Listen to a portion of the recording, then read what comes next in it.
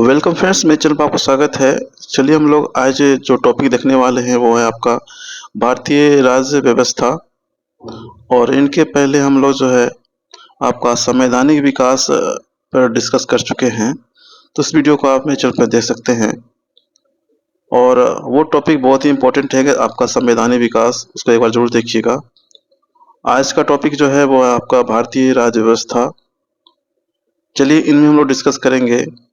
भारतीय राज्य व्यवस्था आपका, इसमें आर्टिकल बात करेंगे, अनुच्छेद देखेंगे, देखने वाले हैं। और बहुत सारे क्वेश्चंस हैं, इम्पोर्टेंट हैं। आप मेरे साथ बने रहिए अंत तक और सभी क्वेश्चन को आप देखते चलिएगा। अगर आपको ये वीडियो अच्छा लगता है तो ज़रूर इनको लाइक कीजिएगा और फ्रेंड के साथ शेयर कीजिएगा। अगर चैनल पर न्यू हैं तो ज़रूर इनको सब्सक्राइब कर लीजिएगा ताकि हमेशा जो आपको अपडेट मिलता रहे। चलिए हम क्वेश्चन पे चलते हैं और क्वेश्चन क्या क्या उनको हम लोग देखें। क्वेश्चन है आपका, संविधान सभा का गठन किया गया था। जो संविधान सभा है उनका जो गठन किया गया था वो है आपका कैबिनेट मिशन 1940 की जो सिफारिश पर जो है ये संविधान सभा का गठन किया गया था। याद रखिएगा, जो संविधान सभा है इनका जो गठन किया गया था ये कैबिनेट मिशन की सिफारिश पर संविधान सभा का गठन किया गया था। कब? तो 1940 ईस्वी में। नेक्स्ट क्वेश्चन है, संविधान सभा शब्द का प्रयोग सबसे पहले किया गया था हेनरी मैन के द्वारा। जो संविधान सभा है इस शब्द का प्रयोग जो है सबसे पहले हेनरी मैन के द्वारा किया गया था। याद रखिएगा, बहुत ही इंपॉर्टेंट है क्वेश्चन आपका। नेक्स्ट क्वेश्चन देखें, अगला प्रश्न क्या है आपका। क्वेश्चन आपका है, संविधान सभा का निर्माण करने वाला पहला देश कौन सा है? तो वो है आपके अमेरिका। याद रखिएगा, जो संविधान सभा है इनका निर्माण करने वाला पहला देश कौन सा अगर पूछा जाए तो वह है आपका अमेरिका। उन्होंने 1787 ईस्वी में जो है संविधान सभा का निर्माण किया था। ये भी याद रखिएगा, ईस्वी सन को 1787 ईस्वी में। और अमेरिका पहला ऐसा देश है जिन्होंने संविधान सभा का निर्माण किया है। ये भी इम्पोर्टेंट आपका क्वेश्चन बनता है यहाँ पे। नेक्स्ट क्वेश्चन है, संविधान सभा का गठन का विचार जो है सर्वप्रथम रखा गया था किनके द्वारा? तो वह है आपके M.N. रॉय के द्वारा। कब? तो 1900 आपका जो है 34 ईस्वी में। याद रखिएगा, संविधान सभा के गठन का जो विचार सर्वप्रथम रखा गया था वो है आपके M.N. रॉय द्वारा 1934 ईस्वी में। अगला प्रश्न देखिए आपका।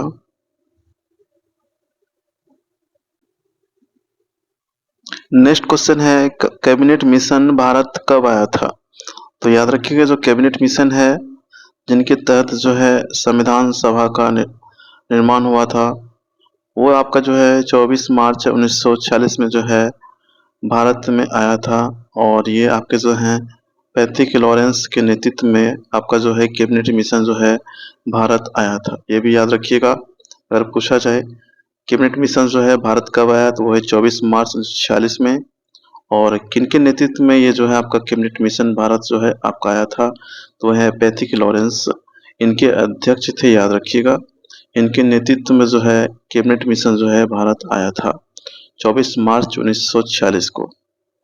अगर पूछे कि कैबिनेट मिशन जो था आपका उनमें कितने सदस्य थे तो उनमें 3 सदस्य थे जिनका नेम आपको याद रखना है, स्टेफोर्ड क्रिप्स, पैट्रिक लॉरेंस और एक थे आपके A.V. अलेक्जेंडर। ये 3 सदस्य थे कैबिनेट मिशन में। याद रखिएगा, स्टेफोर्ड क्रिप्स, पैट्रिक लॉरेंस और A.V. अलेक्जेंडर। तो ये सारे इम्पोर्टेंट क्वेश्चन आपके हैं। कैबिनेट मिशन भारत कब आया, इनमें कितने सदस्य थे, ये इम्पोर्टेंट आपका क्वेश्चन यहाँ बनता है। याद रखिएगा, इम्पोर्टेंट है यहाँ पे आपका। नेक्स्ट क्वेश्चन देखें आपका, अगला प्रश्न क्या है। नेक्स्ट क्वेश्चन है आपका, जो कैबिनेट मिशन है का भारत आने का मुख्य उद्देश्य क्या था? देखिए, जो कैबिनेट मिशन है भारत आने का जो है मुख्य उद्देश्य था आपका संविधान सभा का निर्माण करना एवं अंतरिम सरकार का गठन करना। जो कैबिनेट मिशन है इनका मुख्य उद्देश्य था संविधान सभा का निर्माण करना और अंतरिम जो सरकार है उनका गठन करना। अगला देखते हैं प्रश्न आपका, जब आपके कैबिनेट मिशन आपका जो है भारत आए थे, उनके तहत में जो संविधान सभा में जो है आपके कुल सीटों की निश्चित संख्या कितनी की गई थी? तो वो है 389। 389 जो है 389 जो है कुल सीटें निश्चित की गई थी, जिनमें जो है 292 जो है 292 जो है ब्रिटिश प्रांतों से था और 4 कमिश्नरियों क्षेत्रों से था और 93 जो सीट था आपका वो है देसी रियासत से। याद रखिएगा 389 जो है आपके कुल सीटें निश्चित की गई थी और 292 ब्रिटिश प्रांतों से था, 4 कमिश्नरी क्षेत्रों से तथा 93 जो सीटें हैं वो आपके देसी रियासत से थे। चलिए हम देखते हैं आपके जो 4 कमिश्नरी हैं वो कौन-कौन सा था आपका। देखिए 4 कमिश्नरी आपसे अगर पूछा जाए तो वो है आपके अजमेर, मारवाड़, बलूचिस्तान, कुर्ग और दिल्ली। ये 4 जो है कमिश्नरी था, याद रखिएगा इम्पोर्टेंट है आपका। अगर पूछा जाए कि कितना 4 कमिश्नरी कौन-कौन सा था, अजमेर, मारवाड़, बलूचिस्तान, कुर्ग एवं दिल्ली। संविधान सभा में जो है अगर पूछा जाए कि महिलाओं की संख्या कितनी थी, तो वो है आपका 15। संविधान जो सभा है इनमें महिलाओं की संख्या कितनी थी, तो वो आपका 15 संख्याएं थी। चलिए नेक्स्ट क्वेश्चन देखिए आपका।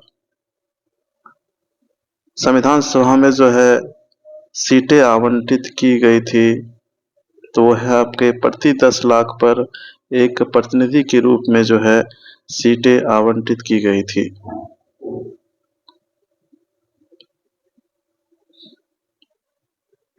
नेक्स्ट क्वेश्चन है संविधान सभा के जो सदस्यों का चुनाव हुआ था, वो आपके जो हैं प्रांतीय विधानसभा के सदस्यों द्वारा अप्रत्यक्ष निर्वाचन के द्वारा जो है संविधान सभा के सदस्यों का जो है चुनाव हुआ था। याद रखिएगा पूछा जाए संविधान सभा के जो सदस्य थे उनका चुनाव जो हुआ था वो किसके द्वारा हुआ था, तो याद रखिएगा वो आपके प्रांतीय जो विधानसभा के सदस्यों द्वारा जो है अप्रत्यक्ष निर्वाचन के द्वारा जो है संविधान सभा के सदस्यों का चुनाव हुआ था। अगर पूछा जाए कि संविधान सभा में आपके एससी एवं एसटी सदस्यों की संख्या कितनी थी? याद रखिएगा जो संविधान सभा है इनमें अगर पूछा जाए कि एससी एवं एसटी सदस्यों की संख्या कितनी थी, तो वो है आपके एससी आपके 26 थे और एसटी सदस्यों की संख्या कितनी थी, वो आपका 33 है। इनको जरूर आप याद रखिएगा, इम्पोर्टेंट है। अगर पूछा जाए संविधान सभा में एससी सदस्यों की संख्या कितनी थी, तो वह 26 और एसटी आपके जो हैं 33 थे। नेक्स्ट क्वेश्चन हम देखते हैं आपका जुलाई आपका जो 1946 में संविधान सभा चुनाव में कांग्रेस तथा मुस्लिम लीग को कितनी सीटें प्राप्त हुई? जब आपका जुलाई 1946 में संविधान सभा चुनाव हुआ, उनमें कांग्रेस को कितनी सीटें प्राप्त हुई और मुस्लिम लीग जो थी उनको कितनी सीटें प्राप्त हुई? तो याद रखिएगा जो कांग्रेस था उनको आपका 208 सीट प्राप्त हुआ था और मुस्लिम लीग को जो है 73 सीट प्राप्त हुआ था। इम्पोर्टेंट है, याद रखिएगा। पूछा भी जाता है कि जब 1946 में जुलाई 1946 को जब संविधान सभा का चुनाव हुआ, उनमें कांग्रेस को कितने सीट प्राप्त हुई थी, तो 208। मुस्लिम लीग जो है उनको 73 जो है सीट प्राप्त हुआ था। अगला प्रश्न देखें आपका। नेक्स्ट क्वेश्चन आपका है संविधान सभा में किस रियासत के प्रतिनिधियों ने भाग नहीं लिया? तो वह है हैदराबाद। हैदराबाद जो है आपके रियासत, इसमें संविधान सभा में जो है भाग नहीं लिया था, ये याद रखिएगा, इम्पोर्टेंट है। नेक्स्ट क्वेश्चन आपका देखते हैं आपका। अगला प्रश्न आपका है देश के विभाजन के बाद जो संविधान सभा में सदस्य रहा वो है आपका 299। जब देश विभाजन हुआ उनके बाद जो संविधान सभा में सदस्य रह गए थे वो है आपका 299। स्वतंत्रता पश्चात जो है देश में रियासतों की संख्या कितनी हो गई, वो है आपका 562। संविधान सभा का गठन जुलाई 1946 में हुआ था याद रखिएगा। अगर पूछा जाए संविधान सभा का गठन कब हुआ, तो जुलाई 1946 में जो है संविधान सभा का गठन हुआ। अंतरिम सरकार का गठन जो है 2 सितंबर 1946 को जवाहरलाल नेहरू की अध्यक्षता में जो है अंतरिम सरकार का गठन हुआ। याद रखिएगा, संविधान सभा का अगर पूछा जाए गठन कब हुआ, तो जुलाई 1946 में, और अंतरिम सरकार का गठन 2 सितंबर 1946 को हुआ था। और इनके अध्यक्ष कौन थे, तो याद रखिएगा वो हैं जवाहरलाल नेहरू। अगला प्रश्न देखते हैं आपका, संविधान सभा का जो प्रथम बैठक हुआ वो कब हुआ था। तो याद रखिएगा, जो संविधान सभा का प्रथम बैठक हुआ वो आपके 9 दिसंबर को हुआ था। 9 दिसंबर 1946 को दिल्ली में जो है संविधान सभा की जो है पहली बैठक हुई थी। इनमें सदस्य अगर पूछा जाए तो 207 कुल सदस्य थे। मुस्लिम लीग के सदस्यों ने इनमें जो है भाग नहीं लिया था। तो याद रखिएगा, मुस्लिम लीग जो है इन्होंने जो है संविधान सभा की जो प्रथम बैठक हुई थी उनमें इन्होंने भाग नहीं लिया था। और सदस्य उसमें कुल कितने थे, 207 जो है सदस्य कुल थे। और अगर पूछा जाए कि संविधान सभा की प्रथम बैठक कब हुई, तो वह है आपका 9 दिसंबर 1946 को जो है ये दिल्ली में जो है संविधान सभा की प्रथम बैठक हुई थी। नेक्स्ट क्वेश्चन हम देखें आपका, संविधान सभा की जो प्रथम बैठक हुई थी उनके अध्यक्षता करने वाले कौन थे। तो याद रखिए वो हैं सच्चिदानंद सिन्हा। ये आपके अस्थायी अध्यक्ष थे। और ये भी याद रखिएगा, अगर पूछा जाए कि सच्चिदानंद सिन्हा जो है ये अस्थायी थे या अस्थायी अध्यक्ष थे, तो याद यहाँ पे आपका इम्पोर्टेंट बनता है, ये जो है आपके अस्थायी अध्यक्ष थे। और संविधान सभा की प्रथम बैठक की अध्यक्षता जो है इनके द्वारा ही किया गया था, सच्चिदानंद सिन्हा के द्वारा। संविधान सभा के संवैधानिक सलाहकार आपके कौन थे, तो वह है आपके डॉक्टर BN राव। याद रखिएगा, BN राव जो है ये आपके संविधान सभा के जो है संवैधानिक सलाहकार थे। आपका नेक्स्ट क्वेश्चन है आपका, संविधान सभा का प्रारूप तैयार किया गया था किनके द्वारा, तो वह है आपके BN राव के द्वारा, जिनको हम लोग बेनेगल नरसिंह राव के नाम से जानते हैं। तो याद रखिएगा, संविधान सभा का अगर पूछा जाए प्रारूप तैयार किन्होंने किया था, तो वह है BN राव, बेनेगल नरसिंह राव ने। और अगर पूछा जाए संविधान सभा का प्रारूप समिति का अध्यक्ष कौन था, तो वह है डॉक्टर भीमराव अंबेडकर। दोनों में अंतर है, प्रारूप तैयार करने वाले BN राव हैं और प्रारूप समिति के अध्यक्ष पूछा जाए तो वह हैं डॉक्टर भीमराव अंबेडकर। अगला प्रश्न है, संविधान सभा को संबोधित करने वाले पहले व्यक्ति कौन हैं, तो वह हैं डॉक्टर सर्वपल्ली राधाकृष्णन। जो संविधान सभा को संबोधित करने वाले जो हैं ये पहले व्यक्ति हैं, याद रखिएगा, बहुत ही इंपॉर्टेंट है आपका, डॉक्टर सर्वपल्ली राधाकृष्णन। आपका नेक्स्ट क्वेश्चन है आपका, जो डॉक्टर राजेंद्र प्रसाद हैं संविधान सभा के अस्थायी अध्यक्ष चुने गए थे, वो आपका 11 दिसंबर 1946 को, जब संविधान सभा की दूसरी बैठक हुई। पहली बैठक 9 दिसंबर 1946 को हुआ, उनमें अस्थायी सदस्य कोई नहीं था, लेकिन उनके अध्यक्ष आपके सच्चिदानंद सिन्हा। जब दूसरी बैठक हुई तो उस समय जो है आपके डॉक्टर राजेंद्र प्रसाद को जो है इनमें अस्थायी अध्यक्ष चुने गए थे। तो याद रखिएगा, अगर पूछा जाए जब पहली बैठक हुई संविधान सभा की तो उनमें जो है कितने सदस्य थे कुल, तो 207 सदस्य थे, जिनमें मुस्लिम लीग ने उनमें जो है भाग नहीं लिया था। चलिए आगे बढ़ते हैं हम नेक्स्ट क्वेश्चन की ओर, और अगला प्रश्न देखिए आपका।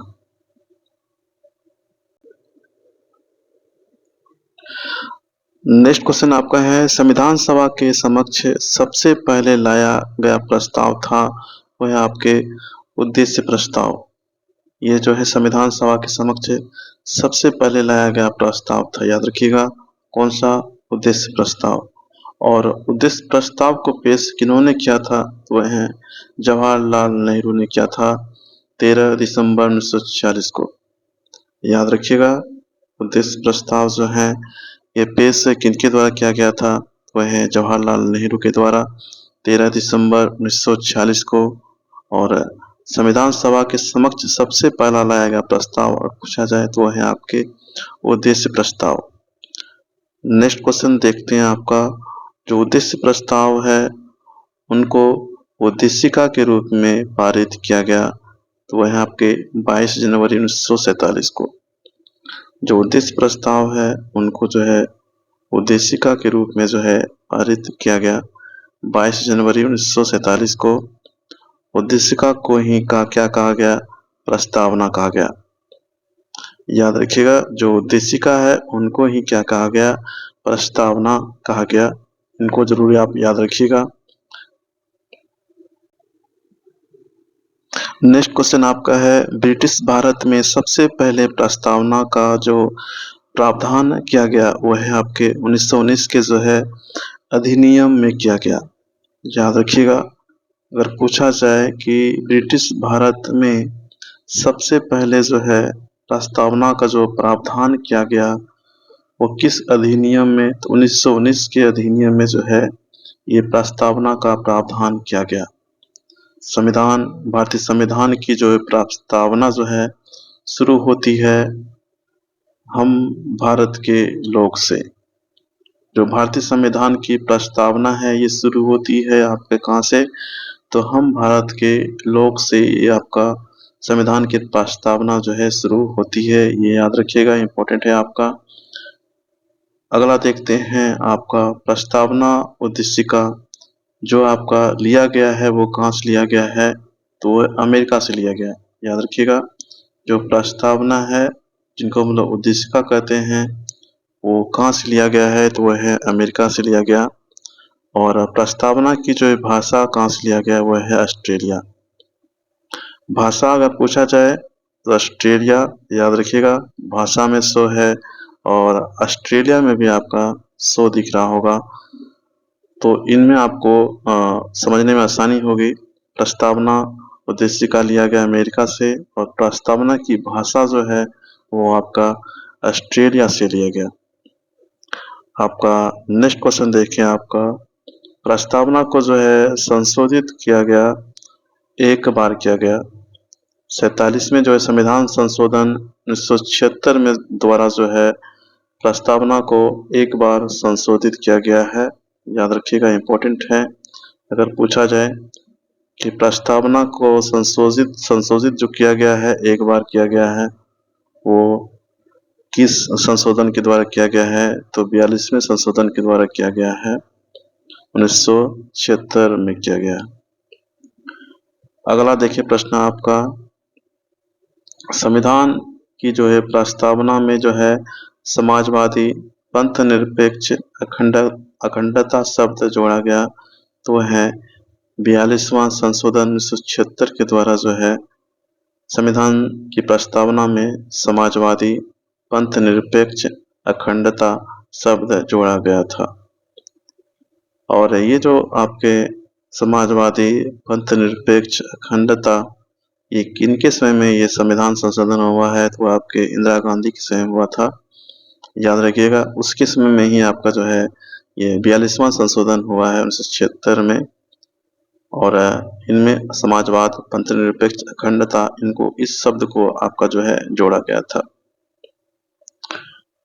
नेक्स्ट क्वेश्चन देखें। आपका जो प्रस्तावना है आपका प्रस्तावना को संविधान का जो है भाग अंग स्वीकार किया गया वह आपका केशवानंद भारती बनाम केरल राज्यवाद में जो है 1973 में जो है प्रस्तावना को संविधान का भाग अंग स्वीकार किया गया। याद रखिएगा, इम्पोर्टेंट है। केशवानंद भारती बनाम केरल राज्यवाद में। आपका नेक्स्ट क्वेश्चन है भारतीय संविधान की आत्मा है प्रस्तावना। याद रखिएगा भारतीय संविधान की आत्मा है क्या? प्रस्तावना, और प्रस्तावना को भारतीय संविधान की आत्मा कुंजी किन्होंने कहा है, वो है आपके ठाकुर दास भार्गव ने। जो प्रस्तावना है उनको भारतीय संविधान की आत्मा कुंजी किन्होंने कहा है, तो वह है ठाकुर दास भार्गव ने। आपका नेक्स्ट क्वेश्चन है, जो बी बी आर अम्बेडकर ने भारतीय संविधान की आत्मा कहा है, वो है आपके अनुच्छेद 32 को। याद रखिएगा, प्रस्तावना को आत्मा कुंजी किन्होंने कहा है, तो वह ठाकुर दास भार्गव। और जो भीमराव अंबेडकर हैं, बी आर अम्बेडकर, इन्होंने संविधान की आत्मा किनको कहा है, तो अनुच्छेद 32 को कहा है, जिनमें आपका जो है संवैधानिक उपचारों के अधिकार को आपका इनमें है आपका, इनको इन्होंने जो है भारतीय संविधान की आत्मा कहा है। याद रखिएगा, इम्पोर्टेंट है आपका। नेक्स्ट क्वेश्चन देखिए आपका, अनुच्छेद जो 19 है आपका, उनको भारतीय संविधान की आत्मा किसने कहा है, तो वह है आपके पंडित जवाहरलाल नेहरू ने कहा है। तो इन सबको जरूर याद रखिएगा। अनुच्छेद 19 को जो है किन्होंने भारतीय संविधान की आत्मा कहा है, तो वह है पंडित जवाहरलाल नेहरू ने। आपका अगला प्रश्न है आपका, प्रस्तावना को भारतीय राजनीति की जन्म कुंडली कहा है किन्होंने, तो वह है आपके के एम मुंशी द्वारा। प्रस्तावना को भारतीय राजनीति की जन्म कुंडली किन्होंने कहा है, तो वह आपके के एम मुंशी के द्वारा जो है ये कहा गया है। अगला है आपका, संविधान को एक पवित्र दस्तावेज किसने कहा, तो वह है B R Ambedkar. Doctor B R Bhimrao Ambedkar ने जो है संविधान को एक पवित्र दस्तावेज कहा है। याद रखिएगा, इम्पोर्टेंट है।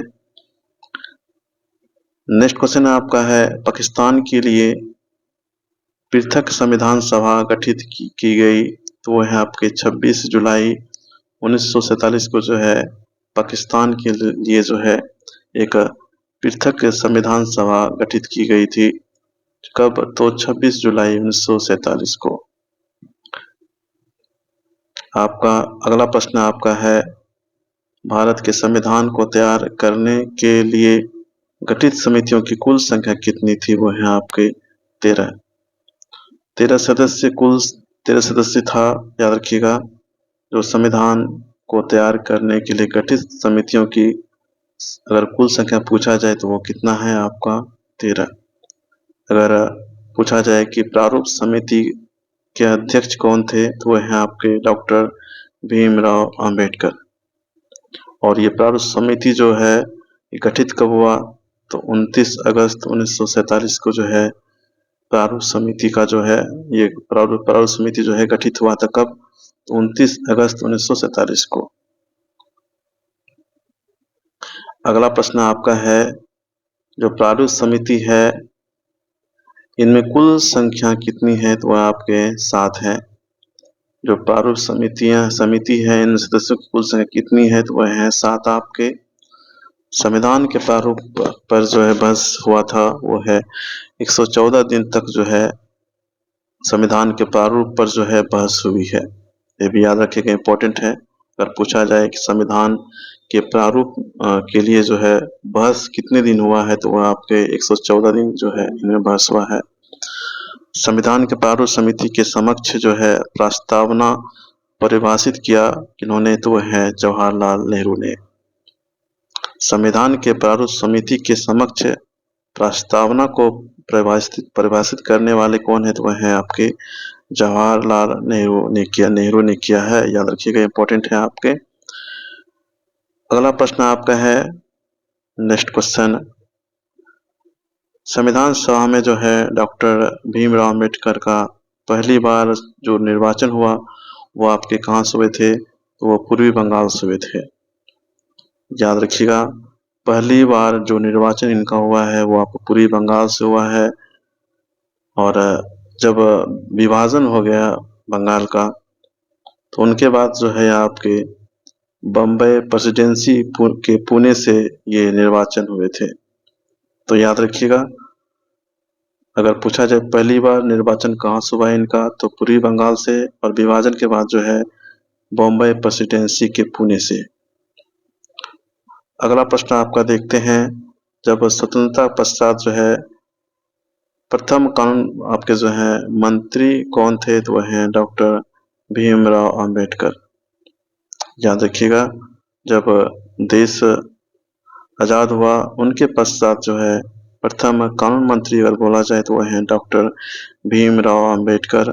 और अंतरिम सरकार में जो है कानून मंत्री कौन थे, तो वह हैं जोगेंद्र नाथ मंडल। याद रखिएगा, अगर पूछा जाए कि प्रथम कानून मंत्री कौन था, तो वह डॉक्टर भीमराव अंबेडकर। और अगर अंतरिम सरकार में कानून मंत्री बोला जाए तो वह है जोगेंद्र नाथ मंडल। नेक्स्ट क्वेश्चन आपका देखते हैं, जब स्वतंत्र हुआ भारत उसमें जो है वित्त मंत्री कौन थे, तो वह है आर के सन्मुख चेट्टी। आर के सन्मुख चेट्टी जो है ये आपके प्रथम वित्त मंत्री थे भारत के। याद रखिएगा, इंपॉर्टेंट है आपका। अगर पूछा जाए कि स्वतंत्र भारत के जब आपका भारत स्वतंत्र हुआ उसमें जो है प्रथम वित्त मंत्री कौन थे, तो वह है आर के सन्मुख चेट्टी। चलिए नेक्स्ट क्वेश्चन देखते हैं आपका। नेक्स्ट क्वेश्चन आपका है, झंडा समिति, संचालन समिति तथा नियम समिति के अध्यक्ष कौन थे, तो वह है आपके डॉक्टर राजेंद्र प्रसाद। याद रखिएगा, अगर आपसे पूछे झंडा समिति पूछ दे या संचालन समिति पूछ दे या नियम समिति पूछ दे, इनके अध्यक्ष कौन है आपके, तो वह है डॉक्टर राजेंद्र प्रसाद। संघ संविधान समिति के अध्यक्ष कौन है, तो वह है पंडित जवाहरलाल नेहरू। याद रखिएगा, जो संघ संविधान समिति है इनके अध्यक्ष अगर पूछा जाए तो वह है आपके पंडित जवाहरलाल नेहरू। और जो संघ संविधान समिति है इनमें कुल सदस्य कितना था, तो वह है आपके 15। याद रखिएगा, अगर झंडा समिति पूछे, संचालन समिति पूछे, नियम समिति का अध्यक्ष पूछा जाए तो वह है डॉक्टर राजेंद्र प्रसाद। और संघ संविधान समिति का अध्यक्ष पूछा जाए तो वह है पंडित जवाहरलाल नेहरू। और संघ संविधान समिति में कुल सदस्य आप कितने थे, तो वह है आपके 15। आपका अगला प्रश्न देखें, आपका जो प्रांतीय संविधान समिति एवं सलाहकार समिति के अध्यक्ष थे वो हैं आपके सरदार वल्लभ भाई पटेल। सरदार वल्लभ भाई पटेल जो हैं ये आपके प्रांतीय संविधान समिति एवं सलाहकार समिति के अध्यक्ष थे। याद रखिएगा, इंपॉर्टेंट है। अगला है आपका मौलिक अधिकारों और अल्पसंख्यक समिति के अध्यक्ष कौन थे, तो हैं सरदार वल्लभ भाई पटेल। याद रखिएगा, अगर पूछा जाए प्रांतीय संविधान समिति और सलाहकार समिति, अल्पसंख्यक समिति, इन सभी के जो है अध्यक्ष आपके कौन है, तो वह सरदार वल्लभ भाई पटेल। मौलिक अधिकारों का जो है अध्यक्ष भी आपके कौन थे, आपके सरदार वल्लभ भाई पटेल। इन सभी समितियों के अध्यक्ष को आपको याद रखना चाहिए हमेशा। चलिए बढ़ते हैं नेक्स्ट क्वेश्चन की ओर। और अगला प्रश्न देखें आपका, जो आपके मूल मौलिक अधिकार हैं उनके उप समिति के जो है अध्यक्ष कौन थे, तो वह है आपके जेबी कृपलानी। जेबी कृपलानी जो है आपके उप समिति के अध्यक्ष थे। मूल मौलिक अधिकार जो हैं उनके उप समिति के अध्यक्ष कौन थे, तो वह है आपके जेबी कृपलानी। भारतीय स्वतंत्रता अधिनियम पारित कब किया गया, तो वह 18 जुलाई 1947 को। याद रखिएगा, भारतीय स्वतंत्रता अधिनियम जो है पारित किया गया कब, तो 18 जुलाई 1947 को। आपका नेक्स्ट क्वेश्चन है, संविधान सभा द्वारा जो है राष्ट्रीय ध्वज तिरंगा को अपनाया गया कब, तो वो है आपके 22 जुलाई 1947 को। 22 जुलाई 1947 को जो है आपका संविधान सभा के द्वारा जो है राष्ट्रीय ध्वज तिरंगा को अपनाया गया। इसी वजह से जो है झंडा दिवस जो है आप कब मनाते हैं, तो 22 जुलाई को मनाते हैं। ये याद रखिएगा, इंपॉर्टेंट है आपका। राष्ट्रीय ध्वज तिरंगा को अपनाया गया कब, तो 22 जुलाई 1947 को। और इसी दिन झंडा दिवस मनाते हैं कब, 22 जुलाई को। नेक्स्ट क्वेश्चन है आपका, जो भारतीय संविधान के निर्माण में लगा समय कितना है, तो वह है आपके 2 वर्ष 11 माह और 18 दिन। याद रखिएगा, अगर संविधान सभा के निर्माण में पूछा जाए कितना समय लगा, तो वो है आपके 2 वर्ष 11 माह 18 दिन, ये कुल समय लगा था। संविधान सभा के कुल अधिवेशन कितने हुए हैं, तो वह है आपके 11 अधिवेशन। कुल अवधि पूछा जाए तो वह है 165 दिन। तो याद रखिएगा, संविधान सभा के जो है कुल कितने अधिवेशन हुए हैं, तो वह आपका 11 अधिवेशन हुए हैं। चलिए नेक्स्ट क्वेश्चन देखिए, आपका अगला प्रश्न क्या है।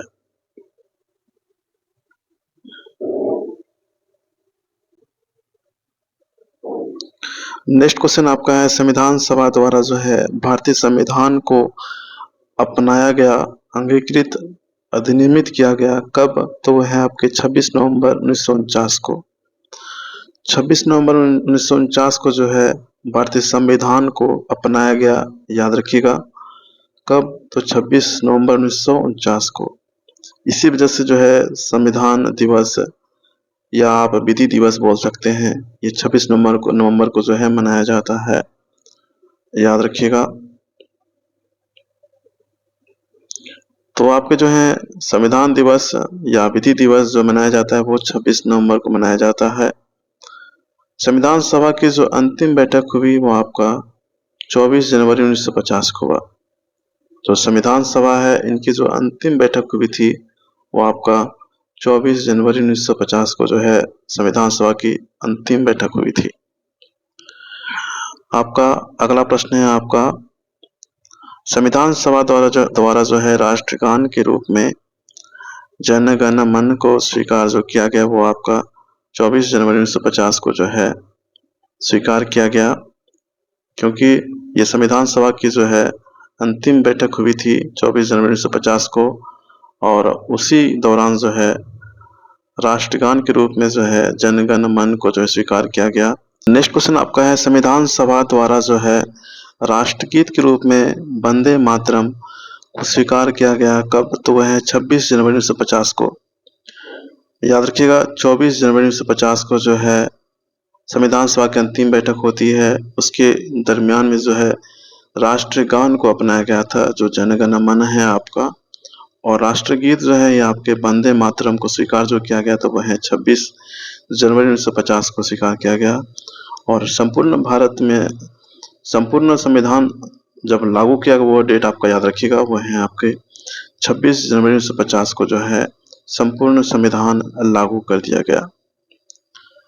नेक्स्ट क्वेश्चन है आपका, मूल संविधान जो लिखा गया था वो किस भाषा में था, लैंग्वेज में था, तो वो है आपके अंग्रेजी में। जो मूल संविधान था लिखा गया वो आपका अंग्रेजी में था।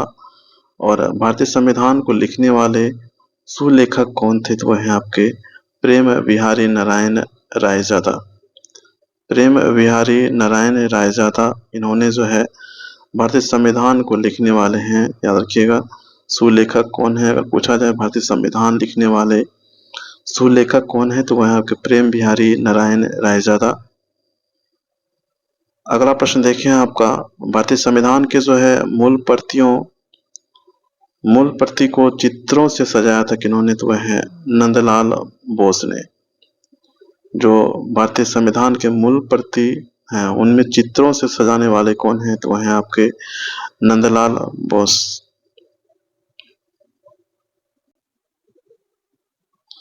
नेक्स्ट क्वेश्चन आपका देखते हैं, संविधान का जो है नामकरण भारत के संविधान के रूप में किया गया, वह है आपके अनुच्छेद 393 में। याद रखिएगा, संविधान का जो है नामकरण भारत के संविधान के रूप में किया गया है, वह आपके अनुच्छेद 393 में किया गया है। इनको भी याद रखिएगा, बहुत ही इंपॉर्टेंट है आपका। नेक्स्ट क्वेश्चन आप बढ़ते हैं आगे, अगला प्रश्न देखिए आपका, भारतीय संविधान का जनक कहा जाता है किनको, वो है डॉक्टर भीमराव अंबेडकर को। डॉक्टर भीमराव अंबेडकर को जो है भारतीय संविधान का जनक कहा जाता है। याद रखिएगा, अगर पूछा जाए कि डॉक्टर भीमराव अंबेडकर का जन्म हुआ था कहाँ, तो वो याद रखिएगा 14 अप्रैल 1891 को जो हुआ था इनका जन्म, और महू में हुआ था, जो कि आपका मध्य प्रदेश में पड़ता है। वहाँ पे जो है इनका जन्म हुआ था डॉक्टर भीमराव अंबेडकर का। याद रखिएगा 14 अप्रैल 1891 को इनका जन्म हुआ था, महू मध्य प्रदेश में। आपका नेक्स्ट क्वेश्चन है आपका, भारतीय संविधान की प्रकृति है आपका एकात्मक एवं संघात्मक। याद रखिएगा भारतीय संविधान की जो प्रकृति है वो आपका जो है एकात्मक एवं संघात्मक प्रकृति की है आपका भारतीय संविधान। भारत एक धर्मनिरपेक्ष देश है, इसका तात्पर्य क्या है? याद रखिएगा धर्मनिरपेक्ष का मतलब क्या है? सभी धर्मों का महत्व स्वीकार करना। यहाँ पे सभी धर्मों का महत्व यहाँ स्वीकार किया जाता है। इसी वजह से जो है भारत एक धर्मनिरपेक्ष देश है। अगला प्रश्न आपका है, भारत एक गणतंत्र है, इनका अर्थ क्या है?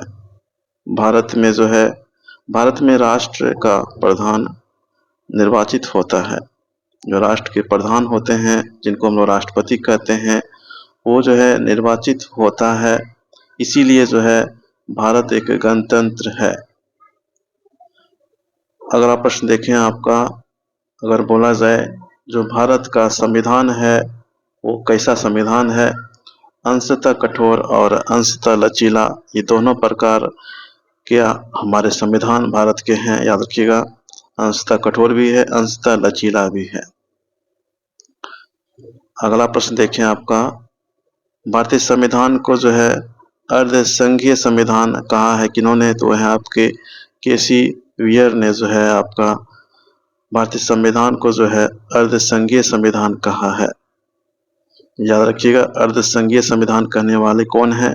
तो है आपके केसी वियर ने कहा है। याद रखिएगा बहुत इंपॉर्टेंट है। चलिए नेक्स्ट क्वेश्चन देखिए हम, अगला प्रश्न क्या है। अगर बोला जाए कि मूल संविधान में अनुच्छेद कितने हैं? तो 395। अनुसूचियां 8 हैं, भाग आपके 22 हैं, और वर्तमान में अभी जो है आपके अनुच्छेद आपके 495 से अधिक हो चुके हैं, और अनुसूचियां जो है वो आपका 12 हो चुका है। और अगर बोला जाए कुल भाग अभी वर्तमान में कितने हैं, तो वह 25 हो चुके हैं। इनको आप याद रखिएगा। तो याद रखिएगा अनुसूचियां कितनी हैं आपके 12। संविधान में कुल भाग अभी आपके जो है 22 से 25 हो चुके हैं। राज्य के नामों की सूची और उसके राज्य क्षेत्रों की ब्यौरा जो है वो आप किस अनुसूची में है? तो आपका पहली अनुसूची में जो है आपके राज्यों के नामों की सूची एवं उसके राज्य क्षेत्रों का ब्यौरा जो है पहले अनुसूची में आपको मिलेगा। अगला प्रश्न आपका है, जो 8वीं अनुसूची है ये किससे संबंधित है? याद रखिएगा जो 8वीं अनुसूची है ये इनका संबंध जो है भाषा से है। वर्तमान में 8वीं अनुसूची में जो है भाषाओं की कुल संख्या कितनी है? तो वो आपकी 22 है। शुरू में आपका 14 था आपका, उनके बाद जो है आपका 8 भाषाएं जोड़ी गई बाद में, कुल मिला के उनके बाद जो है अभी फिलहाल वर्तमान में जो है 8वीं अनुसूची में जो है 22 भाषाएं हैं। चलिए सभी भाषाओं को हम देखते हैं।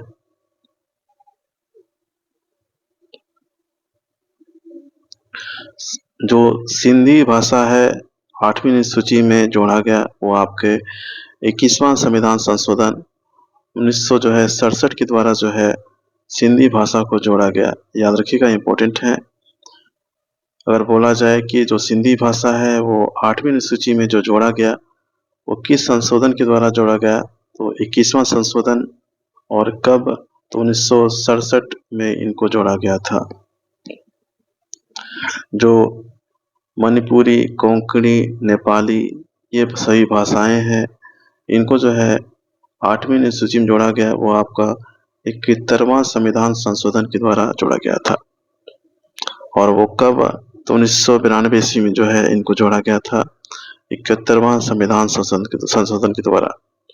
सिंधी को जो है जोड़ा गया 21वां संशोधन के द्वारा, और मणिपुरी, कोंकणी, नेपाली जो हैं आपके, इनको 71वां संविधान संशोधन के द्वारा जोड़ा गया 1992 ईस्वी में।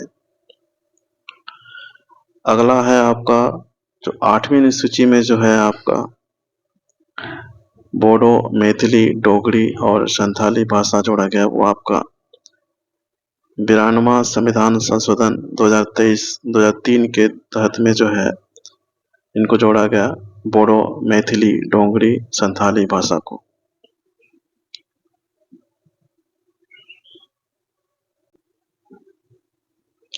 तो याद रखिएगा, जब पहला संशोधन हुआ, मतलब 21वां संशोधन जब हुआ, उसमें सिंधी भाषा जोड़ा गया, केवल एक भाषा जोड़ा गया।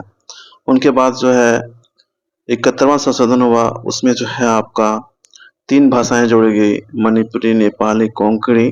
और उनके बाद जो है 92वां संविधान संशोधन जब हुआ 2003 में, इनके तहत आपके 4 भाषाएं जोड़ी गई, बोडो, मैथिली, डोगरी और संथाली। तो इन सभी को आप जरूर याद रखिएगा, बहुत ही इंपॉर्टेंट है।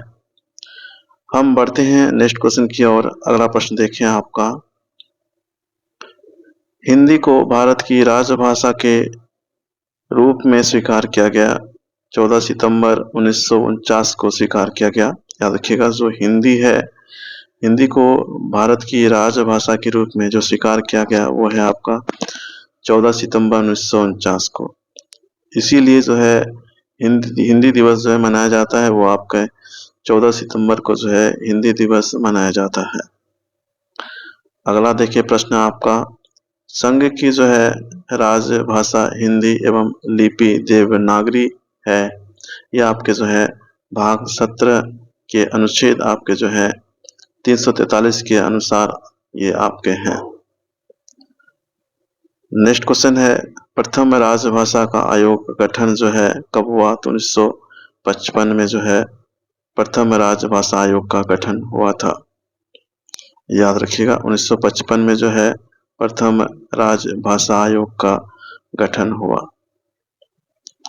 अगला प्रश्न देखें आपका, राजभाषा आयोग के प्रथम अध्यक्ष कौन थे? तो वह हैं आपके वीजी खेर। बीजी खेर जो है आपके ये राजभाषा आयोग के प्रथम अध्यक्ष थे। और अगर पूछा जाए ये राजभाषा आयोग का गठन कब हुआ, तो 1955 में इनका गठन हुआ था। इनके अध्यक्ष कौन थे प्रथम? तो वह हैं आपके बीजी खेर। अगला प्रश्न आपका है, जो दूसरी अनुसूची है वो किससे संबंधित है? तो वो है आपके पदाधिकारियां जो होती हैं, उनके वेतन, भत्ते, पेंशन से ये संबंधित है आपका दूसरी अनुसूची। याद रखिएगा, जो दूसरी अनुसूचियां हैं वो आपके पदाधिकारियों के जो है वेतन, भत्ते एवं पेंशन से संबंधित है। अगला है आपका, केंद्र राज्य संबंध वर्णित है, वो कौन सा सूची में? तो है 7वीं अनुसूची में जो है आपका केंद्र राज्य संबंध वर्णित है। आपका अगला प्रश्न है, जो 7वीं अनुसूची है आपका, ये संबंधित है आपके जो है केंद्र एवं राज्य के बीच शक्तियों के बंटवारे एवं सरकारों द्वारा शुल्क एवं कर लगाने के अधिकार से आपका जो है संबंधित है आपका जो है 7वीं अनुसूची।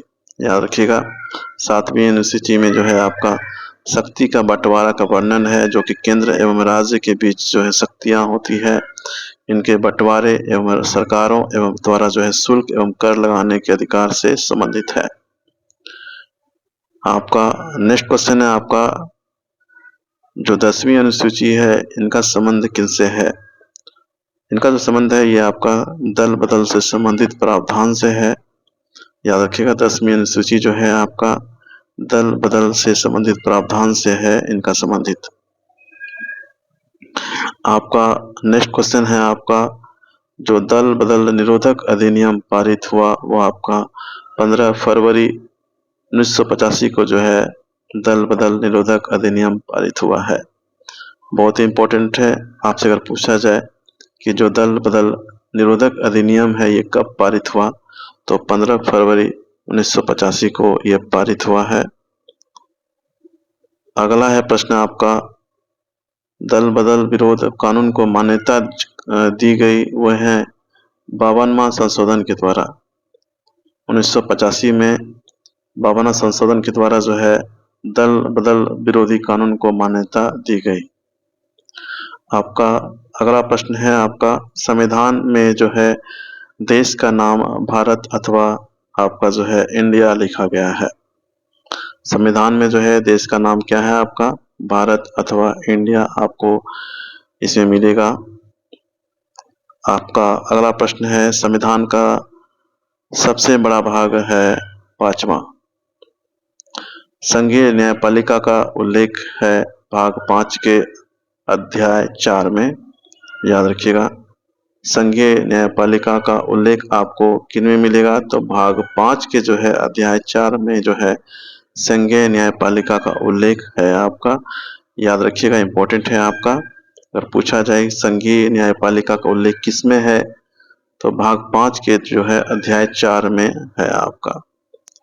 अगला प्रश्न आपका है, संविधान के जो है 15वें 18वें भाग का विषय आपका क्या है, याद रखिएगा। जो संविधान है इनमें जो है 15वां जो है भाग का विषय क्या है, तो वह है निर्वाचन, और जो 18वां है इनमें जो है आपका आपात उपबंध जो है ये विषय आपको इसमें मिलेगा। तो याद रखिएगा 15वां भाग में जो है निर्वाचन है आपका, और 18वां भाग में जो है आपात उपबंध है। प्रथम लिखित संविधान दिया अमेरिका ने, याद रखिएगा। प्रथम जो लिखित संविधान दिया है वो है अमेरिका ने दिया है, याद रखिएगा। अगर बोला जाए कि विश्व का जो है सबसे बड़ा जो है लिखित संविधान किनका है, तो वह है आपका भारत का। सबसे बड़ा लिखित संविधान किनका है, तो वह है आपका भारत का। अनुच्छेद जो 1 है आपका, इनमें भारत को कहा गया राज्यों का एक संघ कहा गया, याद रखिएगा। जो अनुच्छेद 1 है इनमें भारत को जो है राज्यों का एक संघ कहा गया। अगला प्रश्न देखें आपका, नेक्स्ट क्वेश्चन आपका है, नए राज्यों का प्रवेश या स्थापना की शक्ति प्रदान की गई अनुच्छेद 2 में।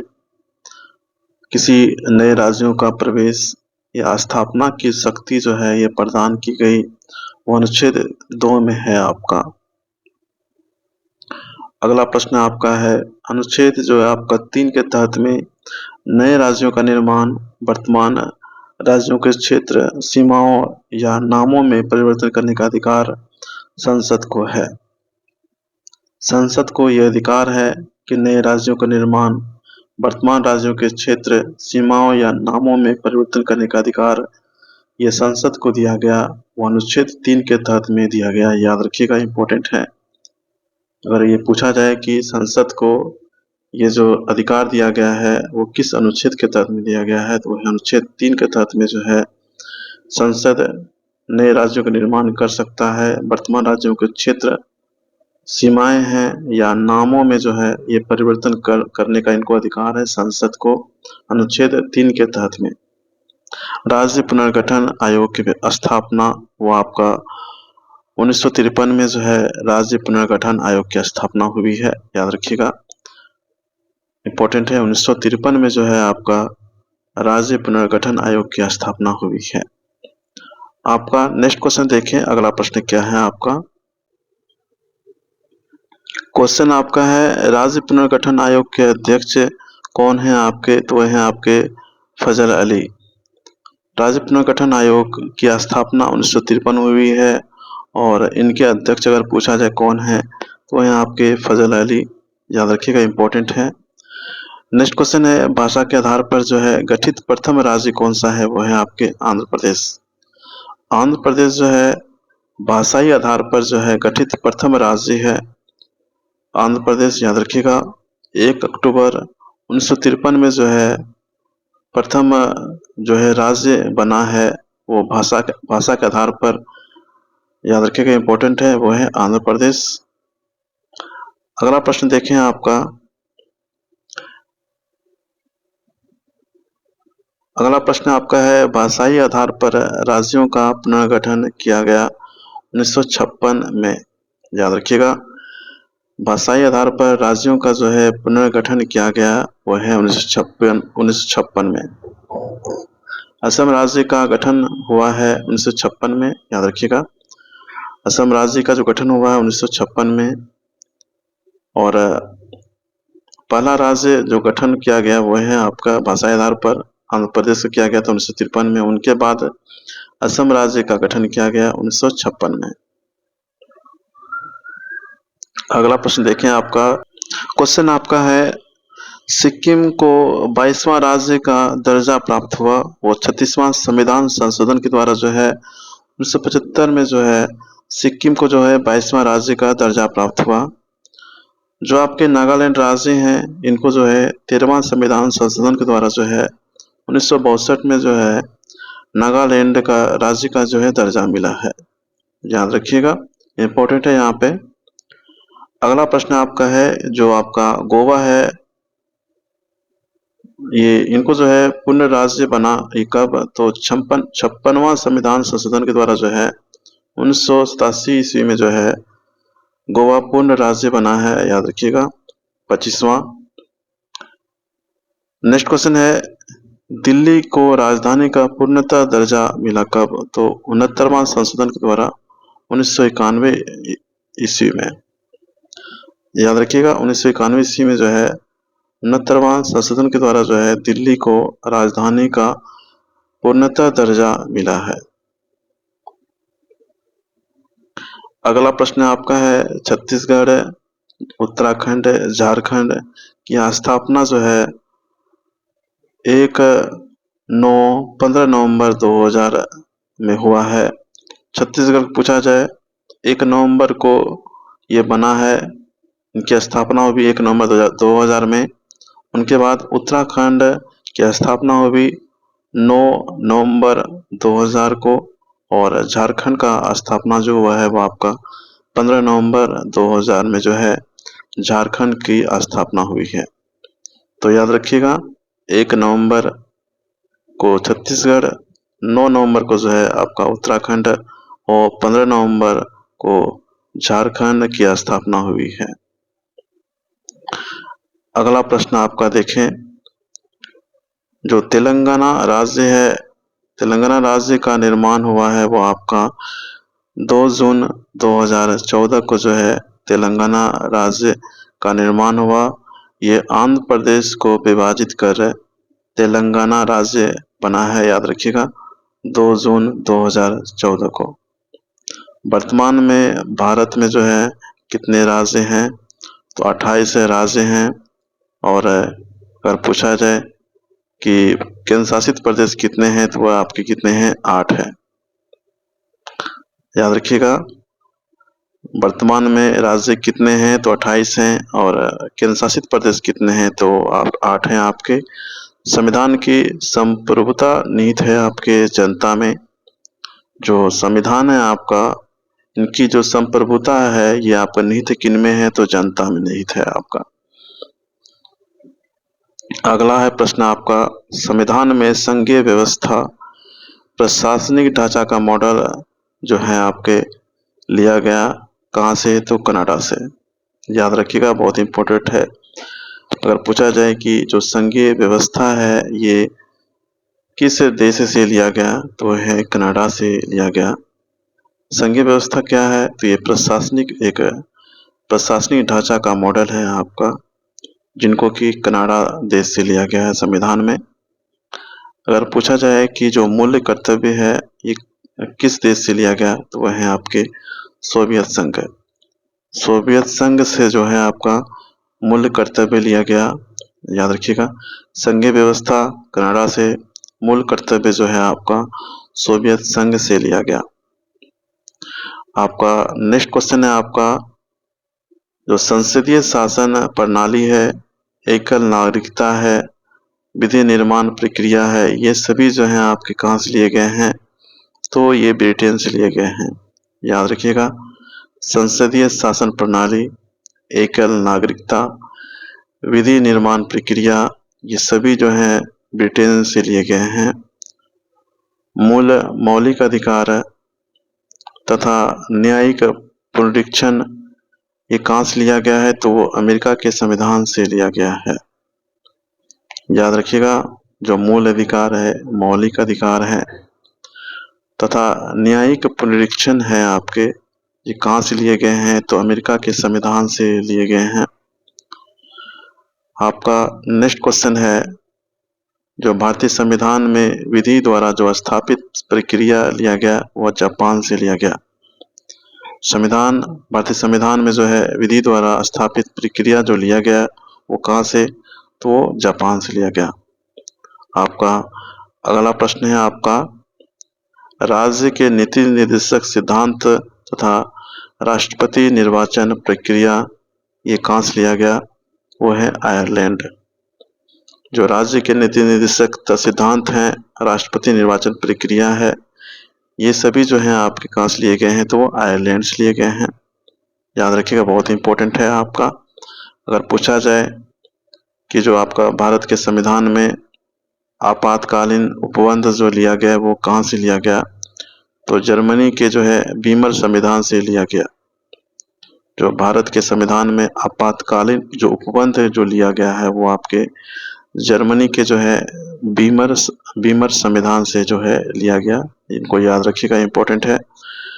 अगर पूछा जाए कि जो संविधान संशोधन की प्रक्रिया जो है ये किस देश के संविधान से प्रभावित है, तो यह है दक्षिण अफ्रीका। संविधान संशोधन प्रक्रिया जो है ये आपके दक्षिण अफ्रीका देश से प्रभावित हैं।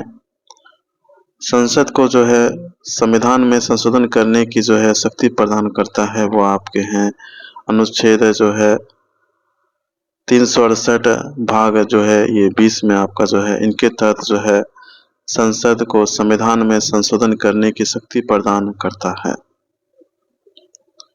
अगला प्रश्न आपका है, संविधान में प्रथम संशोधन जो है वो कब हुआ, तो वह आपके 1951 में जो है संविधान में जो है प्रथम संशोधन हुआ है। अगर पूछे आपसे संविधान में जो है प्रथम संशोधन जो है ये कब हुआ है, तो वह आपके हैं 1951 ईस्वी में। संविधान में संशोधन विधेयक जो है इनको पेश किया जा सकता है, किसी भी सदन में जो है इनको पेश किया जा सकता है। जो संविधान संशोधन विधेयक है इनको जो है पेश किया जा सकता है, किसी भी सदन में किया जा सकता है। आपका अगला प्रश्न है, वर्तमान में जो है राज्य संघ और समवर्ती सूची में जो है विषयों की संख्या कितनी है आपके। जो वर्तमान में आपका जो है विषयों की संख्या आपका राज्य में अगर देखा जाए 61 है आपका, संघ में आपका जो है 100 है और समवर्ती सूची जो है इनमें आपका जो है 52 जो है विषयों की संख्या है। याद रखिएगा, बहुत ही इंपॉर्टेंट है आपका। वर्तमान में राज्य में है विषयों की संख्या कितनी, तो 61 है आपका। संघ में आपका जो है 100 है और समवर्ती सूची में जो है विषयों की संख्या कितनी है, तो आपके हैं 52 है आपका। समवर्ती सूची के विषयों पर विधि निर्माण की शक्ति प्राप्त है केंद्र व राज्य दोनों को। समवर्ती सूची के विषयों पर जो विधि निर्माण की शक्ति प्राप्त है किनको, वो है राज्य वो केंद्र दोनों को ही यह प्राप्त है। याद रखिएगा। आपका नेक्स्ट क्वेश्चन आपका है, वन एवं पर्यावरण विषय जो है वो आप किस में है, तो वह है समवर्ती सूची का ये विषय है आपका। वन एवं पर्यावरण का जो विषय है ये समवर्ती सूची का विषय है। समवर्ती सूची विषय लिया गया ये आपके कहाँ से, तो वह है ऑस्ट्रेलिया से। जो समवर्ती सूची विषय है यह आपके ऑस्ट्रेलिया से लिया गया। याद रखिएगा। शिक्षा समाचार पत्र विषय जो है यह समवर्ती सूची का है।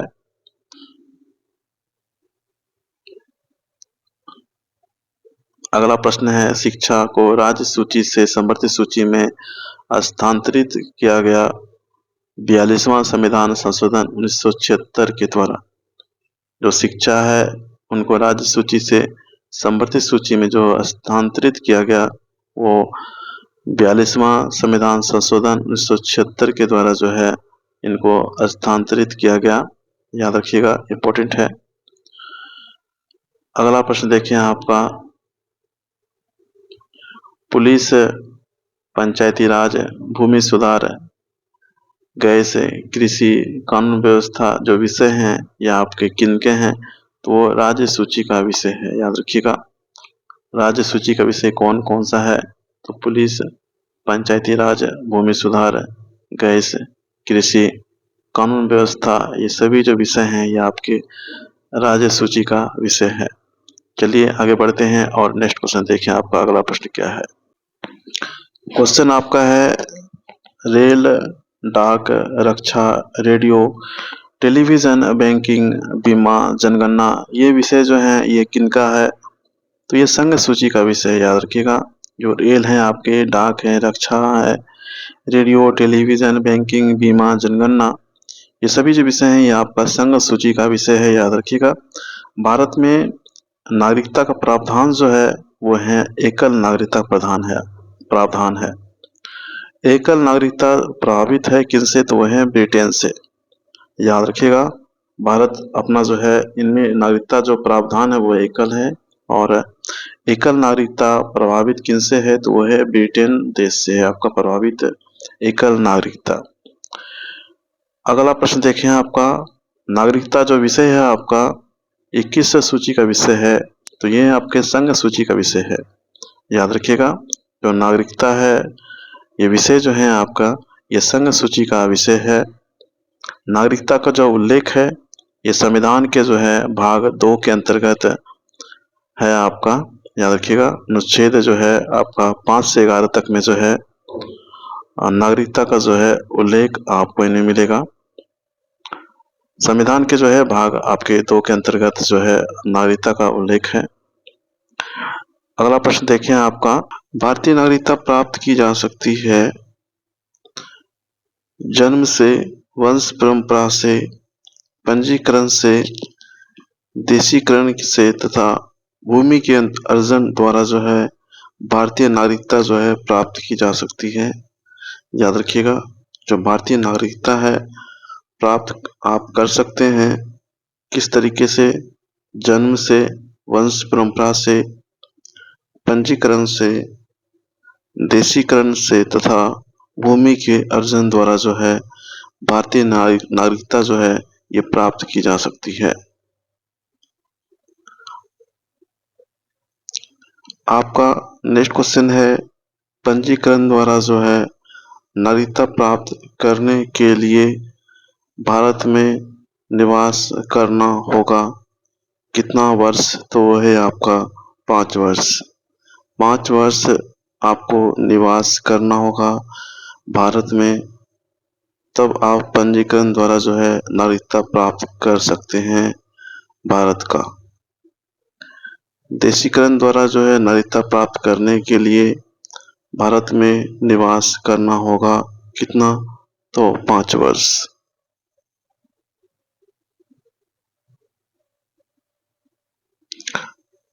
पहला नागरिकता संशोधन बिल पारित किया गया कब, तो वो है 1955 में। 1955 में जो है पहला नागरिकता संशोधन बिल पारित किया गया। नेक्स्ट क्वेश्चन है, भारतीय नागरिकता अधिनियम 1955 में संशोधन हो चुका है कितना बार, तो 6 बार। अंतिम बार जो है 2019 में जो है आपका संशोधन हुआ था। याद रखिएगा, तो अगर पूछा जाए कि भारतीय नागरिकता अधिनियम 1955 में संशोधन कितनी बार हुआ है, तो 6 बार। अगर पूछा जाए अंतिम बार जो संशोधन हुआ है वो कौन सा साल था आपका, वो है 2019। नागरिकता को जो सर्वप्रथम परिभाषित करने वाले कौन है, तो वह है अरस्तू ने किया था। याद रखिएगा, मौलिक अधिकार संविधान के किस भाग में है, जो मौलिक अधिकार है आपका वो संविधान के भाग 3 में है, जिनमें आपको अनुच्छेद 12 से 35 है आपका। चलिए नेक्स्ट क्वेश्चन देखते हैं आपका, अरे यार बार बार कहाँ चले।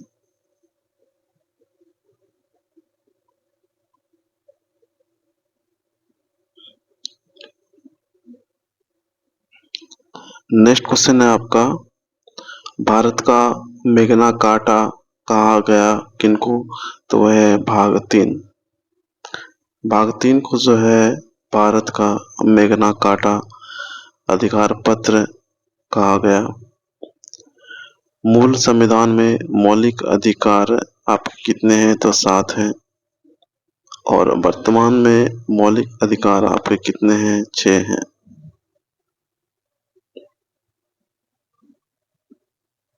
नेक्स्ट है, संपत्ति के अधिकार को मूल अधिकार की सूची से हटाकर विधिक अधिकार किया गया।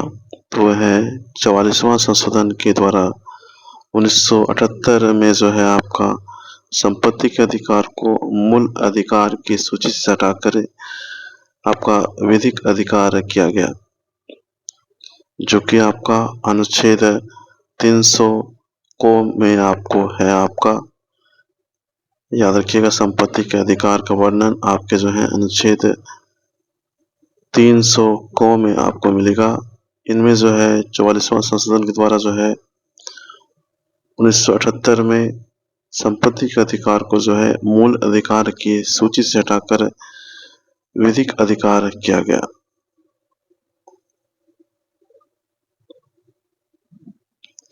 नेक्स्ट क्वेश्चन है, मौलिक अधिकारों को संशोधित करने का अधिकार है किनके पास? तो संसद के पास। संसद को मौलिक अधिकारों में संशोधन का अधिकार दिया केशवानंद भारती वाद ने आपका जो है संसद को जो है मौलिक अधिकारों में संशोधन करने का अधिकार दिया।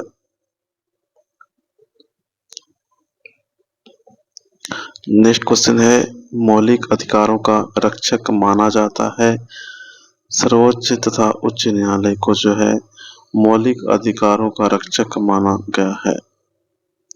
मौलिक अधिकारों का निलंबन कर सकता है राष्ट्रपति।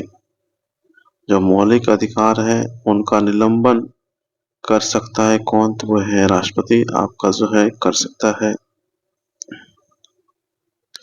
नेक्स्ट क्वेश्चन आपका है, अनुच्छेद जो है 14 में कानून की समानता का अधिकार लिया गया है ब्रिटेन से। याद रखिएगा, जो कानून की समानता का अधिकार है जो आपके अनुच्छेद 14 में है वो आपके कहाँ से लिए गए हैं? तो वो आपके ब्रिटेन से लिए गए हैं। अस्पृश्यता का अंत जो है वो आपके अनुच्छेद 17 में है आपका। जो अस्पृश्यता है, छुआछूत है, इनका जो अंत है वो अनुच्छेद आपका जो है 17 में आपका दिया गया है।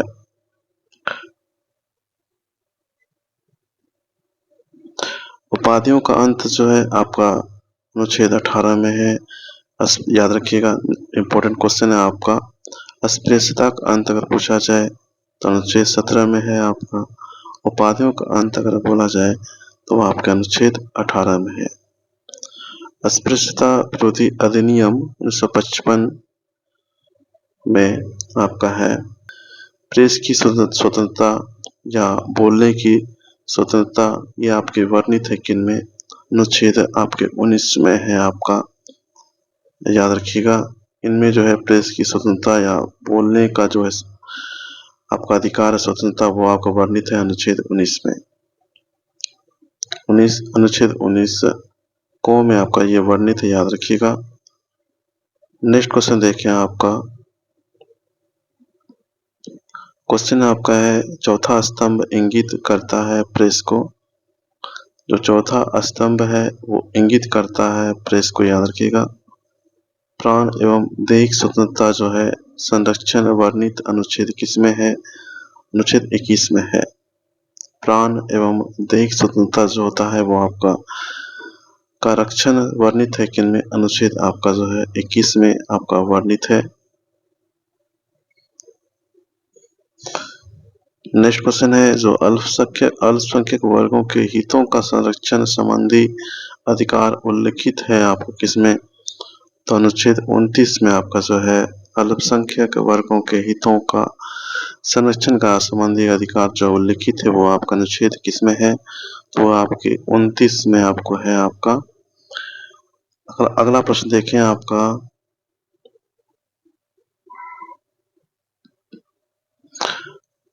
6 से 14 वर्ष की उम्र के बच्चों के लिए निःशुल्क शिक्षा अनिवार्य किया गया।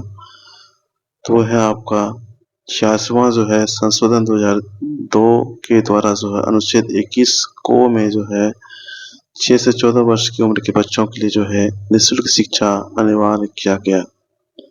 याद रखिएगा, बहुत इंपॉर्टेंट है आपका।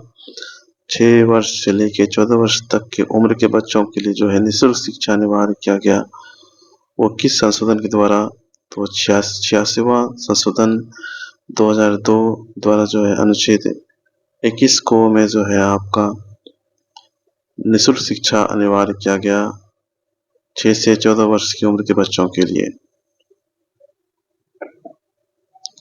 अगला देखिए प्रश्न आपका, क्वेश्चन है आपका 86वें संशोधन द्वारा जो है प्रस्तावित शिक्षा का अधिकार लागू हुआ, वो आपका कब लागू हुआ?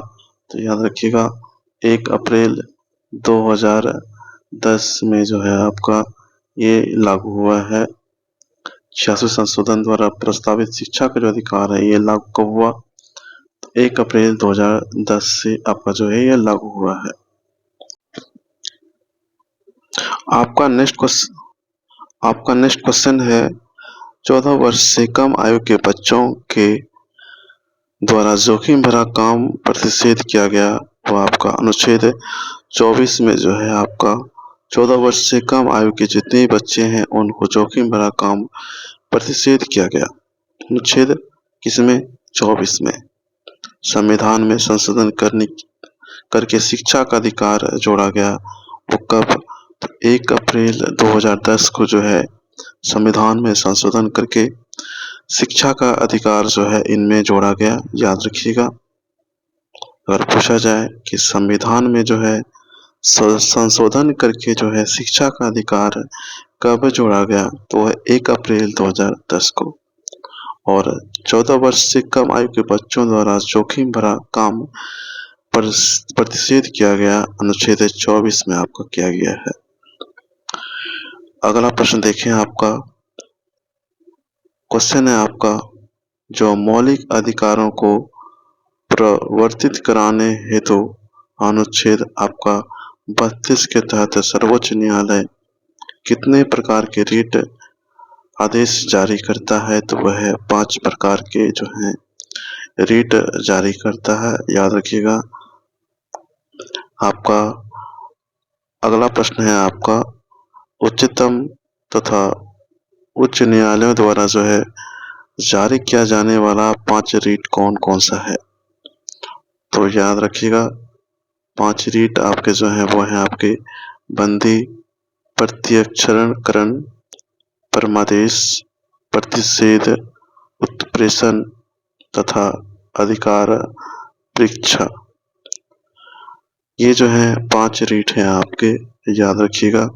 ये उच्चतम न्यायालय द्वारा जो जारी किया जाने वाला 5 रिट है वो है आपके बंदी, प्रत्यक्षीकरण, परमादेश, प्रतिषेध, उत्प्रेषण तथा अधिकार परीक्षा। ये सभी आपके जो है 5 रिट हैं जो कि उच्च न्यायालय द्वारा जो है जारी किया जाता है। अगला देखिए प्रश्न आपका, क्वेश्चन आपका है उच्च न्यायालय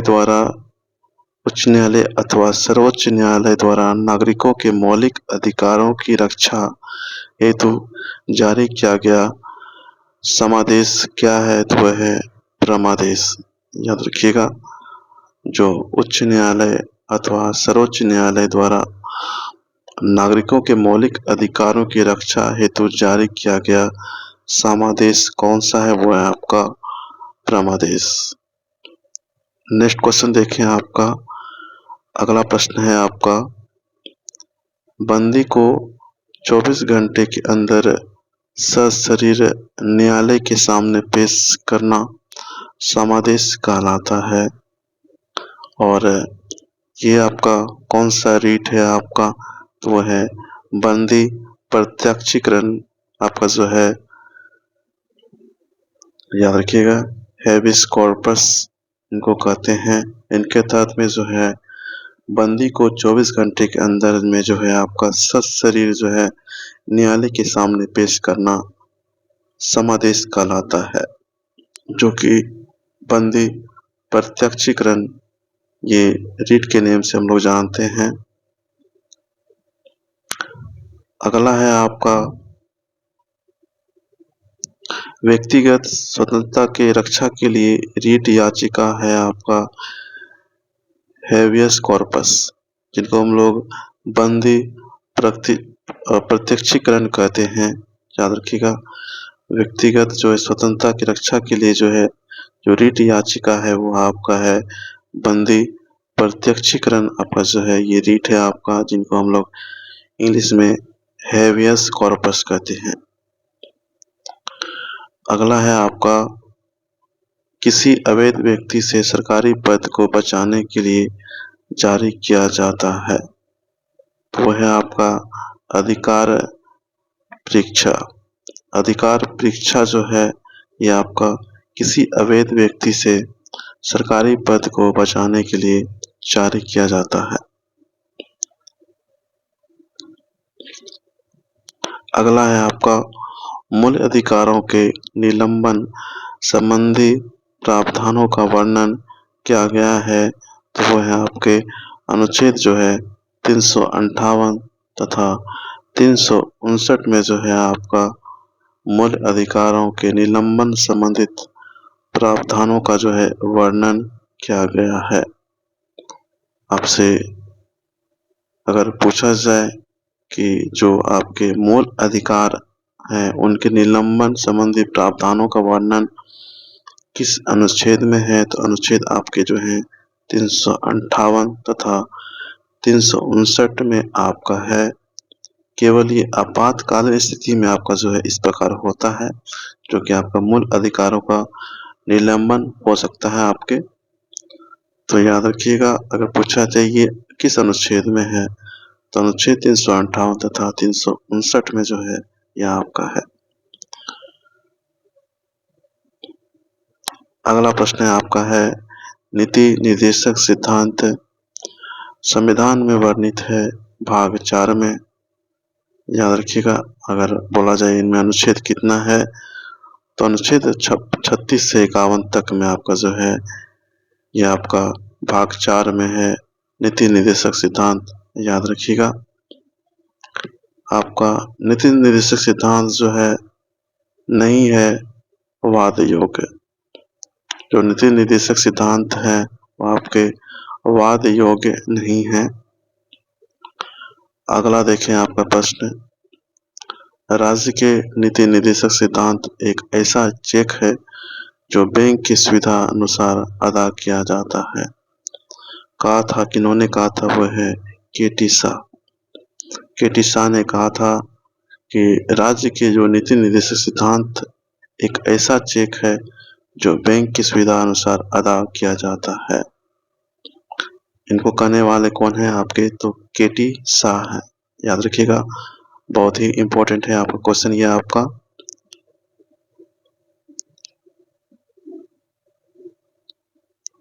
नेक्स्ट क्वेश्चन है आपका राज्य के जो है नीति निर्देशक सिद्धांतों का मुख्य उद्देश्य क्या है। इनका उद्देश्य है आपका कल्याणकारी राज्य की स्थापना करना। जो राज्य के नीति निर्देशक सिद्धांत है इनका जो है मुख्य उद्देश्य क्या है, कल्याणकारी राज्य की जो है स्थापना करना। मूल्य कर्तव्य वर्णित है किसमें, आपका संविधान के जो है चौथा भाग में जो है आपका ये आपका मूल कर्तव्य वर्णित है आपका, और अनुच्छेद 51 को के तहत में जो है आपका ये आपका मूल कर्तव्य वर्णित है। अगला देखिए प्रश्न आपका, मूल कर्तव्य जो आपका विचार है लिया गया किनसे, तो है पूर्व सोवियत संघ से जो है ये मूल कर्तव्य का जो है विचार लिया गया है। अगर पूछा जाए कि भारत के संविधान में मूल कर्तव्यों को जो जोड़ा गया वो किस संशोधन से जोड़ा गया, तो है आपका 42वां संविधान संशोधन से जो है मूल कर्तव्यों को संविधान में जोड़ा गया 1976 में।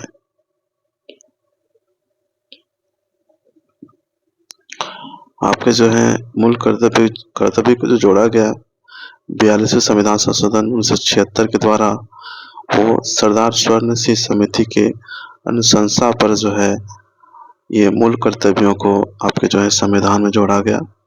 याद रखिएगा इनको भी। अगर बोला जाए किसकी अनुशंसा में जो है आपका, किस समिति की अनुशंसा में जो है आपका मूल कर्तव्यों को जो है संविधान में जोड़ा गया, तो है सरदार स्वर्ण सिंह समिति की अनुशंसा में मूल कर्तव्यों को संविधान में जोड़ा गया 42वां संविधान संशोधन के द्वारा 1976 द्वारा। अगला क्वेश्चन आपका है, वर्तमान में अगर पूछा जाए कि मूल कर्तव्य की संख्या कितनी है, तो वह है आपके 11। वर्तमान में जो मूल कर्तव्य आपके कितने हैं, तो 11 आपका है। अगला देखिए प्रश्न आपका, जो भारतीय संसद के 3 अंग कौन कौन से हैं, तो राष्ट्रपति है, राज्यसभा है, लोकसभा है। याद रखिएगा जो संसद की अस्थाई उच्च सदन है आपका, जो कभी भंग नहीं होता है, वो है आपका राज्यसभा। राज्यसभा जो है ये उच्च सदन है और ये एक अस्थाई सदन है। इनकी जो है कभी भी इनको भंग नहीं कर सकते हैं, ये भंग नहीं होती है, याद रखिएगा। तो इम्पोर्टेंट है, अगर पूछा जाए कि राज्यसभा किस प्रकार का सदन है, तो याद रखिएगा ये अस्थाई और ये उच्च सदन है। इनको जरूर आप याद रखिएगा और ये कभी भंग नहीं होती है। अगला प्रश्न देखें हम आपका, संसद का अगर पूछा जाए कि निम्न सदन कहलाता है कौन सा, तो वह है लोकसभा। लोकसभा जो है संसद का निम्न सदन कहलाता है।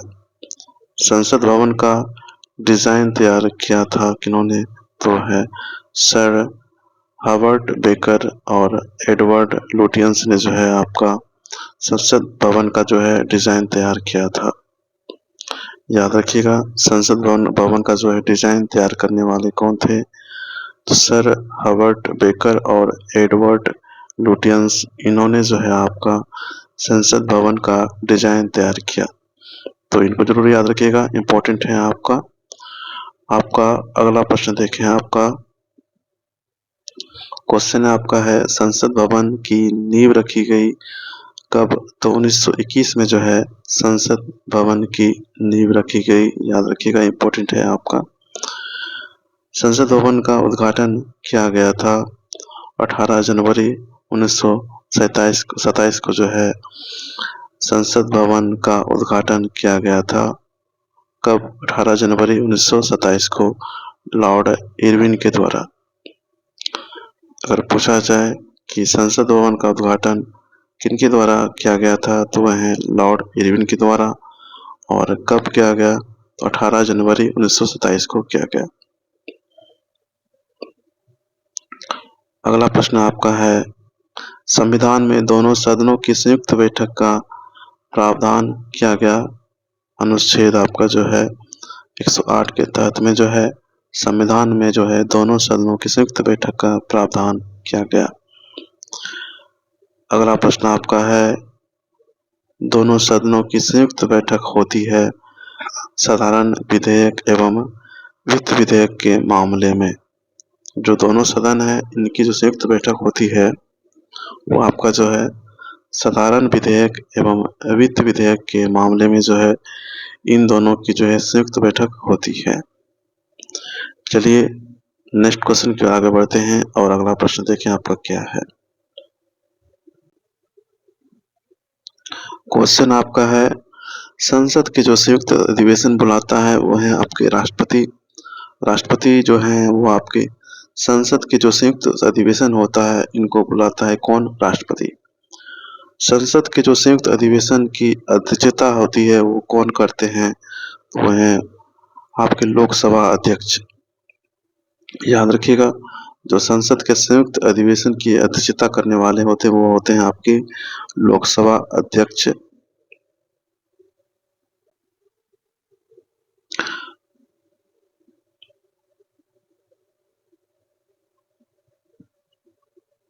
नेक्स्ट क्वेश्चन आपका है, भारतीय संसद के दोनों सदनों की प्रथम संयुक्त बैठक हुई थी कब? तो वो है दहेज निरोधक विधेयक पर जो है 6 मई 1961 को जो है भारतीय संसद के दोनों सदनों की प्रथम संयुक्त बैठक हुई थी। अगर पूछा जाए कि दोनों सदनों की जो संयुक्त बैठक हुई थी, प्रथम संयुक्त बैठक वो कब हुआ था? तो वह 6 मई 1961 में। और किसके लिए? तो दहेज निरोधक विधेयक पर जो है आपका संयुक्त बैठक आपका जो है फर्स्ट बार हुआ था दोनों सदनों के बीच। तो इनको याद जरूर रखिएगा, 6 मई 1961 को। क्वेश्चन आपका है, संयुक्त अधिवेशन में निर्णय किस आधार पर लिए जाते हैं? जो संयुक्त अधिवेशन होते हैं उनमें जो निर्णय लिए जाते हैं वो आपके बहुमत के जो है आधार पर निर्णय लिया जाता है। संसद की कार्यवाही सूची में प्रथम विषय होता है प्रश्नकाल।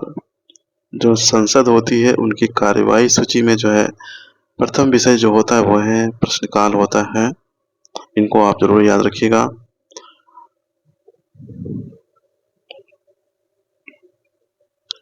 अगला प्रश्न आपका है, प्रश्नकाल की अवधि जो होती है वो कितना होता है? तो 1 घंटा का होता है। जो प्रश्नकाल की अवधि होती है वो आपके 1 घंटा का होता है। और शून्यकाल क्या कहलाता है? प्रश्नकाल के बाद जो 12 बजे से 1 बजे के बीच का समय होता है उनको हम लोग आपका जो है शून्यकाल कहलाता है। याद रखिएगा, इम्पोर्टेंट है। अगर पूछा जाए प्रश्नकाल की अवधि कितना होता है तो 1 घंटे की होती है। और शून्यकाल हम लोग किनको कहते हैं? जो प्रश्नकाल होता है उनके बाद 12 बजे से 1 बजे के बीच का जो समय होता है उनको हम लोग क्या बोलते हैं? शून्यकाल कहते हैं। शून्यकाल का अर्थ क्या है? शून्यकाल का अर्थ जो होता है वो है आपके प्रश्न उत्तर सत्र। प्रश्न उत्तर जो सत्र होते हैं उनको हम लोग शून्यकाल कहते हैं। आपका नेक्स्ट क्वेश्चन देखें। आपका क्वेश्चन है आपका, संसद के किसी सदस्य की सदस्यता समाप्त समझी जा सकती है यदि वह बिना सदन को सूचित किए अनुपस्थित रहता है 60 दिन तक। अगर कोई सदस्य 60 दिन तक जो है संसद के सदस्यता समाप्त हो सकती है अगर वो 60 दिन तक सदन को सूचित किए बिना जो है अनुपस्थित रहते हैं तो उनकी जो है सदस्यता जो है वो समाप्त समझी जाती है। आपका अगला प्रश्न है, संसद का सदस्य नहीं होने पर कोई मंत्री अपने पद पर बना रह सकता है कब तक? तो 6 माह तक जो है वो बना रह सकता है। संसद के दो क्रमिक अधिवेशनों के बीच अधिकतम समयांतराल कितना होता है? तो 6 माह का होता है। याद रखिएगा, संसद के जो 2 क्रमिक अधिवेशनों के बीच का अधिकतम समयांतराल कितना होता है? तो 6 माह का होता है। इनको आप जरूर याद रखिएगा। अगला प्रश्न देखें। आपका क्वेश्चन आपका है, भारत का प्रथम नागरिक होता है कौन? तो वह है राष्ट्रपति। भारत का प्रथम नागरिक कौन होता है? आपका राष्ट्रपति होता है। संविधान में राष्ट्रपति पद की व्यवस्था की गई अनुच्छेद 52 के तहत। अनुच्छेद 52 के तहत में जो है संविधान में राष्ट्रपति पद की जो है व्यवस्था की गई है। इनको आप जरूर याद रखिएगा, इम्पोर्टेंट है आपका। अगला देखिए प्रश्न आपका, नेक्स्ट क्वेश्चन है, राष्ट्रपति का पद एवं राष्ट्रपति पर महाभियोग लिया गया वो आपके जो है किस देश से लिया गया? तो अमेरिका के जो संविधान है इनसे जो है आपका लिया गया। राष्ट्रपति का पद एवं राष्ट्रपति पर जो महाभियोग लगाया जाता है वो आपके जो है अमेरिका के संविधान से लिया गया है। राष्ट्रपति के कार्य एवं शक्तियां जो लिया गया है वो आपके ब्रिटेन के संविधान से लिया गया है। याद रखिएगा, राष्ट्रपति के जो पद एवं राष्ट्रपति पर जो महाभियोग लिया गया वो आपके अमेरिका से लिया गया, और राष्ट्रपति का जो कार्य एवं शक्तियां होती है वो आपका ब्रिटेन के संविधान से लिया गया। आपका नेक्स्ट क्वेश्चन है आपका, कार्यपालिका का प्रमुख होता है राष्ट्रपति। जो कार्यपालिका होता है इनका प्रमुख कौन होता है, तो वह है राष्ट्रपति, इनका प्रमुख होता है। तीनों सेनाओं का सेनापति कौन होता है, वो है राष्ट्रपति। याद रखिएगा, जो कार्यपालिका होता है इनका प्रमुख आपका कौन होता है, राष्ट्रपति होता है। और तीनों जो सेनाएं होती है, जल थल वायु, इन सभी के जो प्रमुख होते हैं वो आपके होते हैं सेनापति होते हैं, वो आपके राष्ट्रपति होते हैं। राष्ट्रपति पद के लिए न्यूनतम आयु कितनी होनी चाहिए, याद रखिएगा, बहुत इंपॉर्टेंट है, वो आपका 35 वर्ष होना चाहिए।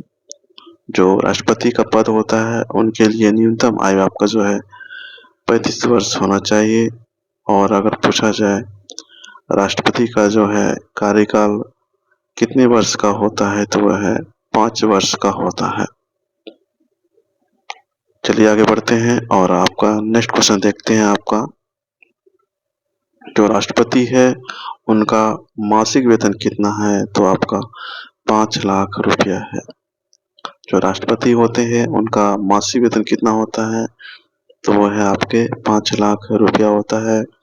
राष्ट्रपति का चुनाव जो होता है वो एकल संक्रमणीय प्रणाली के आधार पर जो है अप्रत्यक्ष मतदान से जो है राष्ट्रपति का चुनाव होता है।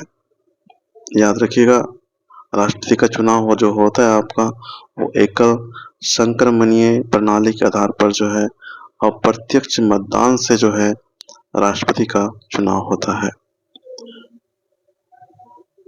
अगला प्रश्न आपका है, राष्ट्रपति के चुनाव में भाग लेते हैं संसद वो जो है राज्य के विधानसभाओं के निर्वाचित सदस्य, ये सभी जो है राष्ट्रपति के चुनाव में भाग लेते हैं। जो संसद है वो राज्यों के विधानसभाओं के निर्वाचित सदस्य हैं, ये सभी जो है आपके राष्ट्रपति के चुनाव में जो है भाग लेते हैं। राष्ट्रपति के निर्वाचन हेतु निर्वाचक मंडल का जो है उल्लेख आपका किनमें है, तो अनुच्छेद 54 में जो है आपका राष्ट्रपति के जो है निर्वाचन हेतु जो है निर्वाचक मंडल का जो उल्लेख आपका अनुच्छेद किसमें है, तो अनुच्छेद 54 में है आपका। याद रखिएगा, इम्पोर्टेंट है बहुत ज़्यादा ही। आपका अगला प्रश्न देखें। आपका क्वेश्चन आपका है, राष्ट्रपति के उम्मीदवार के नामांकन हेतु प्रस्तावक एवं अनुमोदकों की संख्या होती है 50-50। याद रखिएगा, जो राष्ट्रपति के उम्मीदवार के नामांकन हेतु प्रस्तावक एवं अनुमोदकों की संख्या होती है वो है 50-50 का होता है। राष्ट्रपति चुनाव लड़ने हेतु जमानत राशि होती है वो आपका 15,000 रुपये, या 1/6 वोट नहीं मिलने पर राष्ट्रपति चुनाव लड़ने हेतु जमानत राशि आपका अगर पूछा जाए ये है आपके, और अगर 1/6 वोट आपको नहीं मिलता है तो आप राष्ट्रपति चुनाव आप नहीं लड़ सकते हैं, आपकी जमानत हो जाती है। चलिए इनको आप जरूर याद रखिएगा। अगर पूछा जाए राष्ट्रपति चुनाव लड़ने हेतु जमानत राशि कितनी है, तो वह है 15,000 आपके जो है जमानत राशि है। नेक्स्ट क्वेश्चन आपका देखिए, अगला प्रश्न क्या है आपका, राष्ट्रपति की को जो है आपका पद की शपथ जो दिलाता है वो है आपके भारत के जो है मुख्य न्यायाधीश होते हैं, वो आपके राष्ट्रपति को जो है पद का जो है शपथ दिलाता है। राष्ट्रपति को जो है पद से हटाया जा सकता है, महाभियोग द्वारा जो है राष्ट्रपति को जो है पद से हटाया जा सकता है।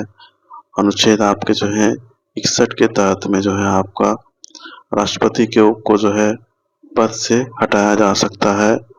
इनको आप जरूर याद रखिएगा। अगर पूछा जाए राष्ट्रपति को जो है पद से हटाया जा सकता है, तो वह है महाभियोग के द्वारा अनुच्छेद 61 के तहत में। अगला देखिए प्रश्न आपका, राष्ट्रपति पर जो है महाभियोग आरोप लगाया जा सकता है। संसद के जो है किसी भी सदन द्वारा जो है राष्ट्रपति पर जो है महाभियोग आरोप लगाया जा सकता है। राष्ट्रपति पर जो है महाभियोग लगाने की सूचना दी जाती है। 14 दिन पूर्व जो है राष्ट्रपति को ये सूचना दी जाती है। याद रखिएगा, राष्ट्रपति पर महाभियोग लगाने की सूचना जो दी जाती है वो आपके 14 दिन पूर्व राष्ट्रपति को ये सूचना दी जाती है। आपका अगला प्रश्न देखें, आपका जो राष्ट्रपति त्याग पत्र सौंपता है वो आपके उपराष्ट्रपति को जो है सौंपता है। याद रखिएगा, जो राष्ट्रपति होते हैं त्याग पत्र जो सौंपता है वो आपके उपराष्ट्रपति को जो है त्याग पत्र सौंपता है। राष्ट्रपति का रिक्त स्थान भर लिया जाना चाहिए। कब तक में? तो 6 माह के अंदर में जो है राष्ट्रपति का जो रिक्त स्थान है उसको भर लिया जाना चाहिए। याद रखिएगा, इम्पोर्टेंट है आपका 6 माह में। अगर आपका राष्ट्रपति त्याग पत्र किनको देता है तो वह है उपराष्ट्रपति को देता है। इनको आप जरूर याद रखिएगा। अगर राष्ट्रपति का न्यूनतम आयु अगर पूछा जाए तो वह है आपका 35 वर्ष होना चाहिए राष्ट्रपति के लिए। चलिए आगे बढ़ते हैं और अगला प्रश्न देखें आपका।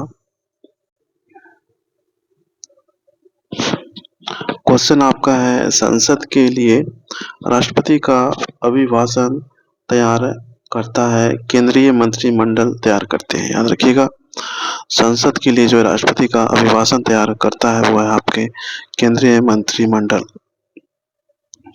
आपका नेक्स्ट क्वेश्चन है, राष्ट्रपति जो है लोकसभा भंग करता है प्रधानमंत्री के सलाह पर। जो राष्ट्रपति हैं वो लोकसभा भंग करता है प्रधानमंत्री की सलाह पर, और ये अनुच्छेद 85 के तहत में आपका जो है आपका होता है। याद रखिएगा, अगर पूछा जाए राष्ट्रपति जो लोकसभा भंग करता है किनके सलाह पर, तो प्रधानमंत्री की सलाह पर, अनुच्छेद 85 के तहत में। आपका नेक्स्ट क्वेश्चन है, जो मृत्यु दंड है क्षमा करने का अधिकार है किनके पास, तो राष्ट्रपति के पास है। राष्ट्रपति के पास ये अधिकार है कि वो मृत्यु दंड क्षमा कर सकते हैं, और ये अनुच्छेद आपका जो है 72 के तहत में आपका जो है ये आपको मिलेगा। याद रखिएगा, ये अनुच्छेद 72 में है आपका कि राष्ट्रपति जो है मृत्यु दंड क्षमा करने का अधिकार जो है इनके पास, राष्ट्रपति के पास है। अनुच्छेद आपका जो है 72 में आपका है। अगला है प्रश्न आपका, जो लोकसभा में कितने सदस्यों को राष्ट्रपति मनोनीत करता है, तो आपके जो है 2 एंग्लो इंडियन, इनको जो है राष्ट्रपति मनोनीत करता है। इनको आप याद रखिएगा। चलिए आगे बढ़ते हैं और अगला प्रश्न देखिए आपका। क्वेश्चन है आपका, राष्ट्रपति मंत्रियों की नियुक्ति करता है वो आपका प्रधानमंत्री के परामर्श से जो है राष्ट्रपति मंत्रियों की नियुक्ति करता है। इनको जरूर याद रखिएगा, जो राष्ट्रपति होते हैं वो मंत्रियों की जो नियुक्ति करता है वो आपका प्रधानमंत्री के परामर्श से नियुक्ति करता है। अगला देखिए प्रश्न आपका, किसी भी विधि के लिए सर्वोच्च न्यायालय से परामर्श मांगने का अधिकार जो है राष्ट्रपति को है। याद रखिएगा, किसी भी विधि के लिए सर्वोच्च न्यायालय से परामर्श मांगने का जो अधिकार है वो किनके पास है, राष्ट्रपति के पास है। और ये आपका अनुच्छेद जो है 143 में है आपका। इनको आप याद रखिएगा, जो राष्ट्रपति है इनको जो है विधि के लिए जो है सर्वोच्च न्यायालय से परामर्श मांगने का अधिकार है। भारत के जो है प्रथम राष्ट्रपति कौन थे, वो है आपके डॉक्टर राजेंद्र प्रसाद। अगला देखिए प्रश्न आपका। क्वेश्चन आपका अगला प्रश्न है आपका, प्रथम जो है दलित राष्ट्रपति कौन है, तो वह है आपके KR नारायणन। ये आपके जो है प्रथम आपके जो है दलित राष्ट्रपति हैं। इनको आप जरूर याद रखिएगा। अगर पूछा जाए प्रथम कार्यवाहक राष्ट्रपति कौन है, तो वह है वीवी गिरी। वीवी गिरी जो है आपके प्रथम कार्यवाहक राष्ट्रपति थे। अगला है आपका निर्विरोध निर्वाचित राष्ट्रपति कौन है, तो वह आपके एन संजीव रेड्डी। एन संजीव रेड्डी जो है यह आपके निर्विरोध निर्वाचित राष्ट्रपति हैं, इनको भी आप जरूर याद रखिएगा। तो सभी यहाँ पे इम्पोर्टेंट क्वेश्चन आपसे अगर पूछा जाए कि प्रथम राष्ट्रपति कौन है, डॉक्टर राजेंद्र प्रसाद। अगर बोला जाए प्रथम दलित राष्ट्रपति कौन है, तो KR नारायणन। और कार्यवाहक राष्ट्रपति कौन है, तो वह है प्रथम, तो वह है वीवी गिरी। और निर्विरोध निर्वाचित राष्ट्रपति तो वह है एन संजीव रेड्डी। आगे देखते हैं, अगला प्रश्न आपका, राष्ट्रपति का चुनाव लड़ने वाली प्रथम महिला उम्मीदवार कौन है, तो कैप्टन लक्ष्मी सहगल। कैप्टन लक्ष्मी सहगल जो है ये प्रथम महिला उम्मीदवार है जो राष्ट्रपति का चुनाव लड़ने वाली है, याद रखिएगा, कैप्टन लक्ष्मी सहगल। अगला है राष्ट्रपति जिनकी मृत्यु जो है कार्यकाल के दौरान हुई है, तो वह है फखरुद्दीन अली अहमद व जाकिर हुसैन। इनकी जो है मृत्यु जो है कार्यकाल के जो है दौरान हुई थी। इनको आप याद रखिएगा, ये इम्पोर्टेंट है। अगला देखिए प्रश्न आपका, क्वेश्चन आपका है एकमात्र मुख्य न्यायाधीश जिन्होंने जो है राष्ट्रपति के पद का जो है कार्य किया, वह है M हिदायतुल्लाह। याद रखिएगा, एकमात्र मुख्य न्यायाधीश जिन्होंने राष्ट्रपति के पद पर जो है कार्य किया है वह आपके M हिदायतुल्लाह। तो याद रखिएगा, बहुत इंपॉर्टेंट क्वेश्चन है क्योंकि यही एकमात्र न्यायाधीश है जिन्होंने जो है राष्ट्रपति के पद पर जो है कार्य किया है। तो याद रखिएगा, नेम M हिदायतुल्लाह। देश की प्रथम महिला राष्ट्रपति कौन है, तो वह है आपका प्रतिभा पाटिल। प्रतिभा पाटिल जो है ये देश की प्रथम महिला राष्ट्रपति है। आपका अगला देखिए प्रश्न क्या है आपका, पद से त्याग पत्र देने वाले जो है प्रथम राष्ट्रपति कौन है, वो है आपके वीवी गिरी। वीवी गिरी जो है पद से त्याग पत्र देने वाले जो है ये प्रथम राष्ट्रपति है, याद रखिएगा। अगला देखिए प्रश्न आपका, क्वेश्चन आपका है जेबी वीटो का प्रयोग करने वाले जो है प्रथम राष्ट्रपति कौन है। जो आपके जेबी वीटो है इनका प्रयोग करने वाले प्रथम राष्ट्रपति कौन है, तो वह है ज्ञानी जैल सिंह। या आपके जो है जेबी वीटो प्रयोग करने वाले जो है प्रथम राष्ट्रपति हैं। और ये जो है आपके जेबी वीटो प्रयोग आपके जो किए थे वो आपके भारतीय डाक विधेयक 1986 के संबंध में जो है इन्होंने जेबी वीटो का प्रयोग किया था। तो ये प्रथम राष्ट्रपति है जिन्होंने जो है जेबी वीटो का प्रयोग किया है, याद रखिएगा, ज्ञानी जैल सिंह। आपका अगला प्रश्न आपका है, दोनों सदनों का अधिवेशन ना चल रहा हो तो अध्यादेश जारी करता है राष्ट्रपति। जब दोनों सदनों का अधिवेशन ना चल रहा हो तो अध्यादेश कौन जारी करता है, तो वह है राष्ट्रपति। और यह अनुच्छेद किस में है, तो 123 के में है आपका, याद रखिएगा, इम्पोर्टेंट है।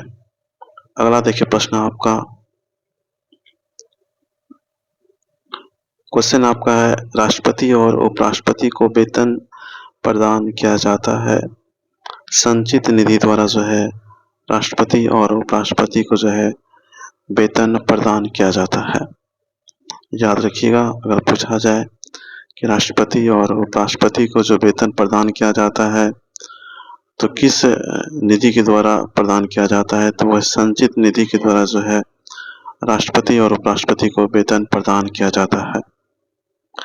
आपका अगला प्रश्न देखें, आपका संविधान के भाग जो है 18 में 3 प्रकार के आपातकाल की व्यवस्था की गई है।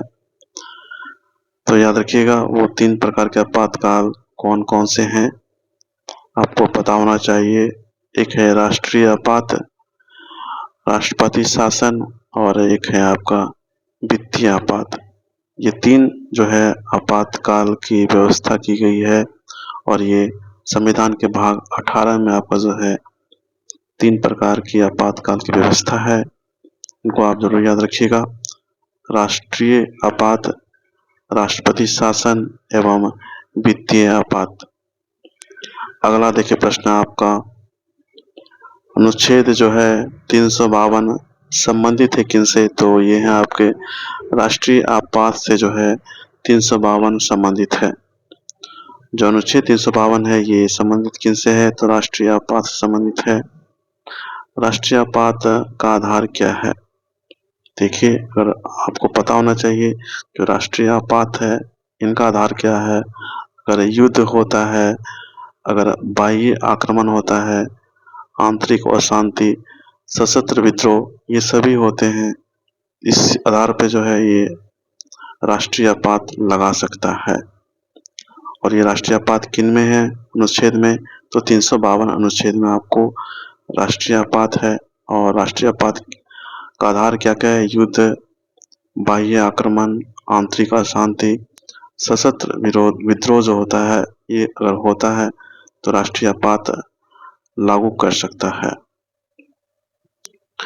चलिए नेक्स्ट क्वेश्चन देखिए आपका, पहली बार अगर पूछा जाए कि राष्ट्रीय आपात जो है घोषित कब किया गया, तो है आपके 26 अक्टूबर 1962 में जो है पहली बार राष्ट्रीय आपात घोषित किया गया, जब भारत और चीन के युद्ध के समय जो है 26 अक्टूबर 1962 में जो है पहली बार राष्ट्रीय आपात घोषित किया गया था। तो याद रखिएगा, पहली बार राष्ट्रीय आपात जो घोषित किया गया था तो वह है 26 अक्टूबर 1962 को भारत और चीन युद्ध के समय में। अगला देखिए प्रश्न आपका, नेक्स्ट क्वेश्चन है, अगर पूछा जाए कि दूसरी बार, पहली बार तो भारत और चीन के बीच में आपातकाल घोषित किया गया था, दूसरी बार जो है आपका 3 दिसंबर 1971 को जो है भारत पाकिस्तान युद्ध के समय में जो है दूसरी बार जो है राष्ट्रीय आपात घोषित किया गया था। आप इनको याद रखिएगा। अगला देखिए प्रश्न आपका, आंतरिक जो है अशांति कारण से जो है तीसरी बार राष्ट्रीय आपात घोषित किया गया था, वो है आपके 25 जून 1975 को। 25 जून 1975 को जो है आंतरिक अशांति कारण जो है तीसरी बार जो है राष्ट्रीय आपात घोषित किया गया था, 25 जून 1975 को। अगला देखिए प्रश्न आपका, जो आपातकाल की उद्घोषणा के कितने दिनों के भीतर संसद की स्वीकृति जारी है? तो वह 1 माह। अनुच्छेद जो है 356 संबंधित है किनसे? राष्ट्रपति शासन से संबंधित है। जो आपका अनुच्छेद 356 है ये किससे संबंधित है? तो वह है राष्ट्रपति शासन से संबंधित है। इनको आप याद रखिएगा। अगला देखिए प्रश्न आपका, राज्य में राष्ट्रपति शासन की घोषणा करता है तो है राष्ट्रपति। राज्य में राष्ट्रपति शासन की घोषणा करता है कौन? तो वो राष्ट्रपति करता है। राज्यपाल की सलाह पर जो है ये घोषणा करता है राष्ट्रपति। राज्य में जो है संवैधानिक तंत्र के विफल होने पर जो है ये राष्ट्रपति शासन की घोषणा किया जाता है और ये राज्यपाल की सलाह पर किया जाता है। अगर पूछा जाए राष्ट्रपति शासन की घोषणा कौन करता है, तो वो राष्ट्रपति करते हैं। और किनके सलाह पर? तो राज्यपाल की सलाह पर जो है ये घोषणा करता है। तो याद रखिएगा, जितने सारे क्वेश्चन हैं सभी आपके जो है इम्पोर्टेंट क्वेश्चन है। आप सभी क्वेश्चन को एक बार जरूर देखिएगा और अगर आपको ये सभी क्वेश्चन आपको अच्छे लगते हैं तो जरूर इस वीडियो को लाइक कीजिएगा और कमेंट करके बताइएगा आपको वीडियो कैसा लगा। अगर आप चैनल पर न्यू है तो जरूर इनको सब्सक्राइब कर लीजिएगा। चलिए हम लोग मिलते हैं नेक्स्ट वीडियो में आपका इसका अगला पार्ट लेके। इनमें और सारे क्वेश्चन हैं आपके, उनको हमें नेक्स्ट वीडियो में देखने वाले हैं। तो उस वीडियो को भी जरूर देखिएगा आप और इस वीडियो को देखिएगा ताकि आपका जो है पूरा जो है भारत का जो है भारतीय राज्य व्यवस्था जो है वो आपका पूरा चैप्टर कंप्लीट हो सके, टॉपिक कंप्लीट हो सके। तो चलिए हम लोग मिलते हैं नेक्स्ट वीडियो में नेक्स्ट टॉपिक के साथ में। तो फिलहाल के लिए बस इतना ही है। Thank you, have a nice day and take care.